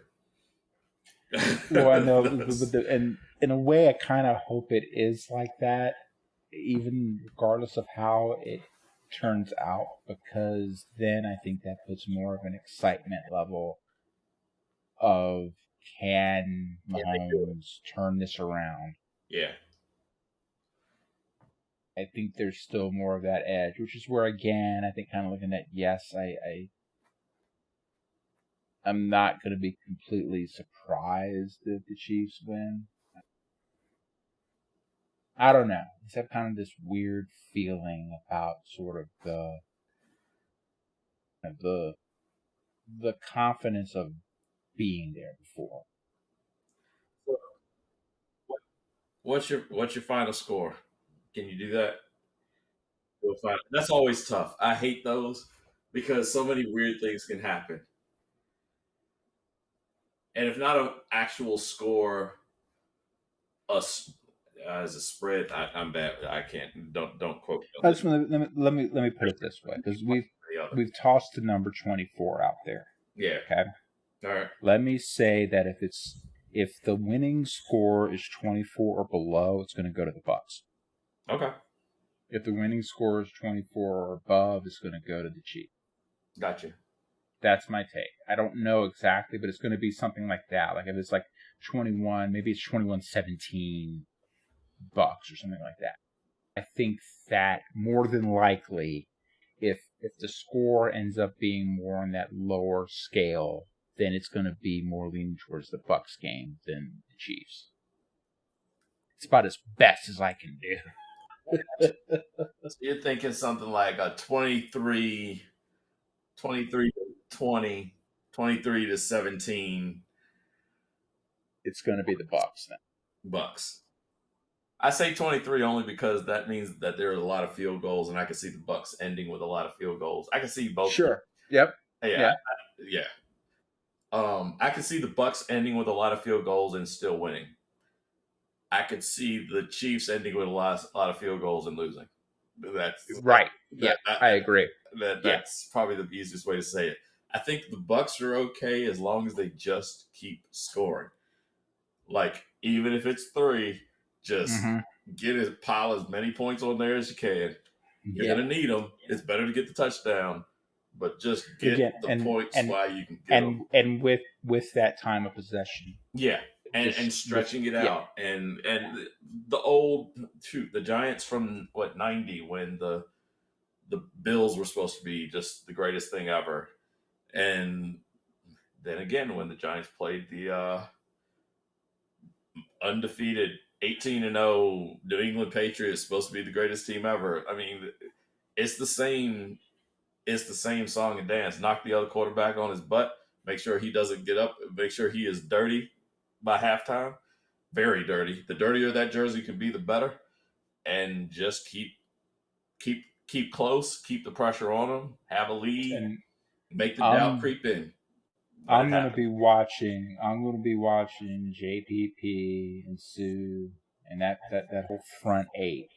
Yeah. Probably as much as anything all game tomorrow.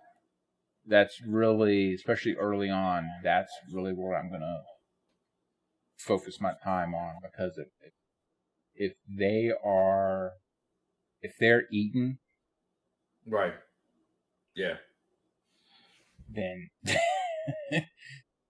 even if it's just fumbles, just even if it's not Mahomes himself, if they're just getting that running back before they can get a yard in and just driving them back, whatever, and then get some just be a freaking nuisance. Right. I mean, I think that in of itself can be, I won't quite say enough, but definitely there where you're not going to let that stud go off, Right. I think that's as much of it as anything. And that's why I'm kind of leaning towards them. Sure.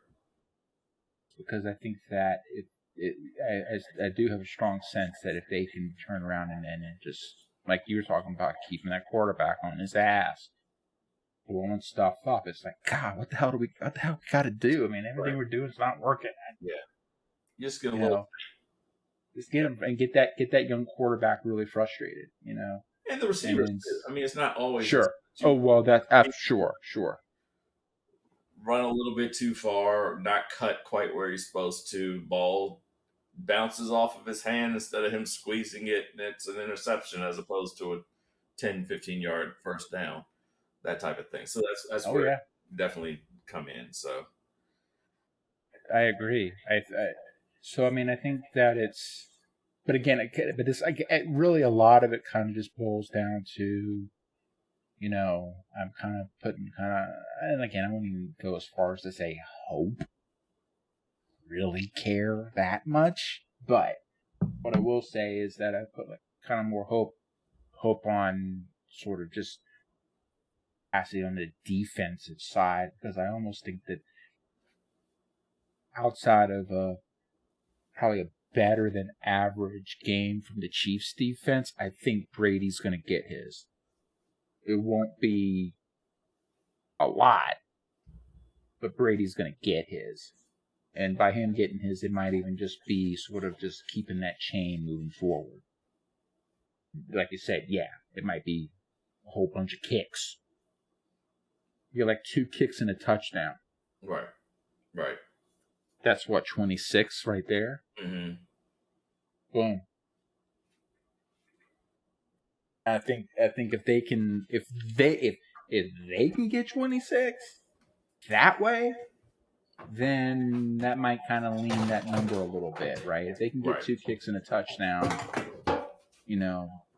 each half, and by moving that chain slowly. I mean, I think they could do it. But they have to do it slow. They have to do it methodical. Right. They can't turn this into a shootout. So they turn it into a shootout, it is over. There's just absolutely. Mahomes can drop 60 on you. Yeah. Yeah, really. That's absolutely true. Yeah. That would be a heck of a Super Bowl. I remember the 49ers back then. They got like 55 or something. Oh, I know. Boys, I think. I know. Back in the 90s. Yeah. Was that when Deion was with them? Yeah, I want to say, Deion was with the 49ers. That was Steve Young, Jerry Rice. It was the post Joe Montana years. And Deion Primetime was there. He was with them. He was with the Niners. Yeah, remind me, was it? Because what was it? Deion was with the Hawks 1 year in the Super Bowl, and then he was with the Falcons, and then he was with San Fran like the following year. And then the Super Bowl. Yeah, and then Dallas. Yeah, then he went to Dallas. So yeah. All right. Well. Yeah, man. That's our Super Bowl take, and a whole lot of other takes in there too. We'll probably cut this up into a couple of different ones, but post production. Oh yeah, that's all. But yeah, no.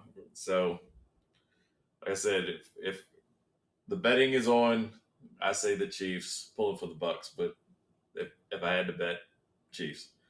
You're pulling for. You're saying Bucks. So. I am, but I'm easily. That's my thing. If I'm gonna give a score, since I'm leaning, I have to say the Chiefs in this case. Sure. I will say it'll be something around a 34-20. Honestly, I think the Chiefs win. They're gonna win big. It's gonna be a 34-17. I agree. Yeah, I think that's gonna be that kind of a thing. They're gonna get around the gym. So. Yep. So I'll go 34-17. Okay. Yeah. I think that's fair. I agree. I think it's and it's another reason why I can't be 100% dead on like, oh no, the Bucks are gonna win this thing. It's gonna be 1 or 2 plays in like the right point in time and things. Really going to kind of start to turn things around on either end, and it's going to be a situation where either Chiefs are kind of getting some momentum and then there's an interception, or there's a situation where it's just 2 and down touchdown, just if Mahomes gets 2 good runs and gets 2 touchdowns, boom, boom, like that, all bets are off. It's over at that point. There's just, if they get that kind of momentum going, then they can just sit there and just start to just completely run away with it. And that's what's scary and really freaking cool about it. Just to throw sort of an old reference of a different sport, they almost have to rope a dope. As soon as the flurry, if the Chiefs get a flurry in, you better grab them. Yeah. Grab them and hold on and fall on the ropes, and just hold on and make the ref slow it down. Get to halftime, get a timeout, something. You need to slow it down. Yeah. Oh, yeah. Slow it down. Absolutely. Let's reset. Go at it again. Make them get that flurry and momentum up again. Yeah, because if they get rolling, it's going to be a Mike Tyson fight. Well, it's going to be like 4 rounds of Mike Tyson uppercuts. Yeah, it's just boom. Which means we're gonna first. It was yeah. Why are you getting back up again? I don't know. I don't know. I thought it was only 3 knockdowns. Yet I keep getting up to be knocked back down. I don't know what's happening. Yeah. They get rolling early. We might be talking about somebody breaking the. I think it's the 49ers still hold the record. I want to say 55 is the record. So wouldn't be surprised. I'll leave it with this. I think it's a bit cliche, but I think in this case it's pretty pertinent. I think that tomorrow's game is going to absolutely be a pace game. It is absolutely going to be who defines the pace of it.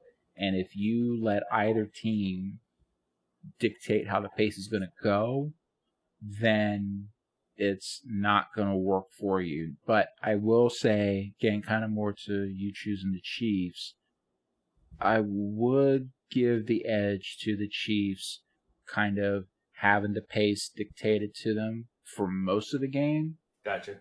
And if they can just flip that switch with just enough time to get enough points in to turn it up and turn it around, then sure. But that's still a gamble in and of itself. Right. And so I think it really kind of boils down to, who can turn around and dictate that pace. I give Gronk 1 touchdown tomorrow. Oh, okay. All right. I give Gronk 1 touchdown tomorrow. I'm not giving him any more than that, but I'll give him 1. Oh, by the way, I did a quick fact check, and I had the right team. I had the wrong year. Okay. It is the 49ers that hold the record. 55 is the record, but it was not the Steve Young led 49ers. It was the Joe Montana led 1990 49ers that lit up the team that every team always lit up in the Super Bowls back then, the Denver Broncos. It was just like, whose turn is it to beat Denver? That's right. Yeah. That's right. That's right. I remember now. Yeah. Which is weird because you always think more of Steve Young being more of that higher octane kind of. But when Montana and Rice were on, they were dangerous. Craig and yeah. But that team that was one of those. It got rolling early, and that trade never stopped. They trucked. I remember watching that game. They trucked the Broncos. So that was definitely one of those. The 49ers, I was close though. The 49ers, it was 95. That Steve Young team, they were in the Super Bowl that holds the record for most points combined. Okay. So between teams, it was 49-26. So anyhow, that's random trivia for you, those that need to win a bet somewhere. So very cool, man. Well, I think we can wrap it up. All right. Yeah, everybody enjoy tomorrow. Yeah. Be safe, all that good stuff. Yeah, for lots of reasons. Yeah, This is one year where be safe means so many. It still means so many different. No, I'm just saying, be safe. Hey, don't drink too much and don't drive. But that's kind of the biggest being safe. But be safe. Just use your heads. Come on, we know this is what it is now. It's not debate. Just keep it moving. Yeah, this ain't worth dying over. Yeah. Don't be dumb. Yeah. So, words to live by. Yeah. We'll call it a wrap. I'm gonna hit the button. I'm gonna hit it. Can I hit the button? And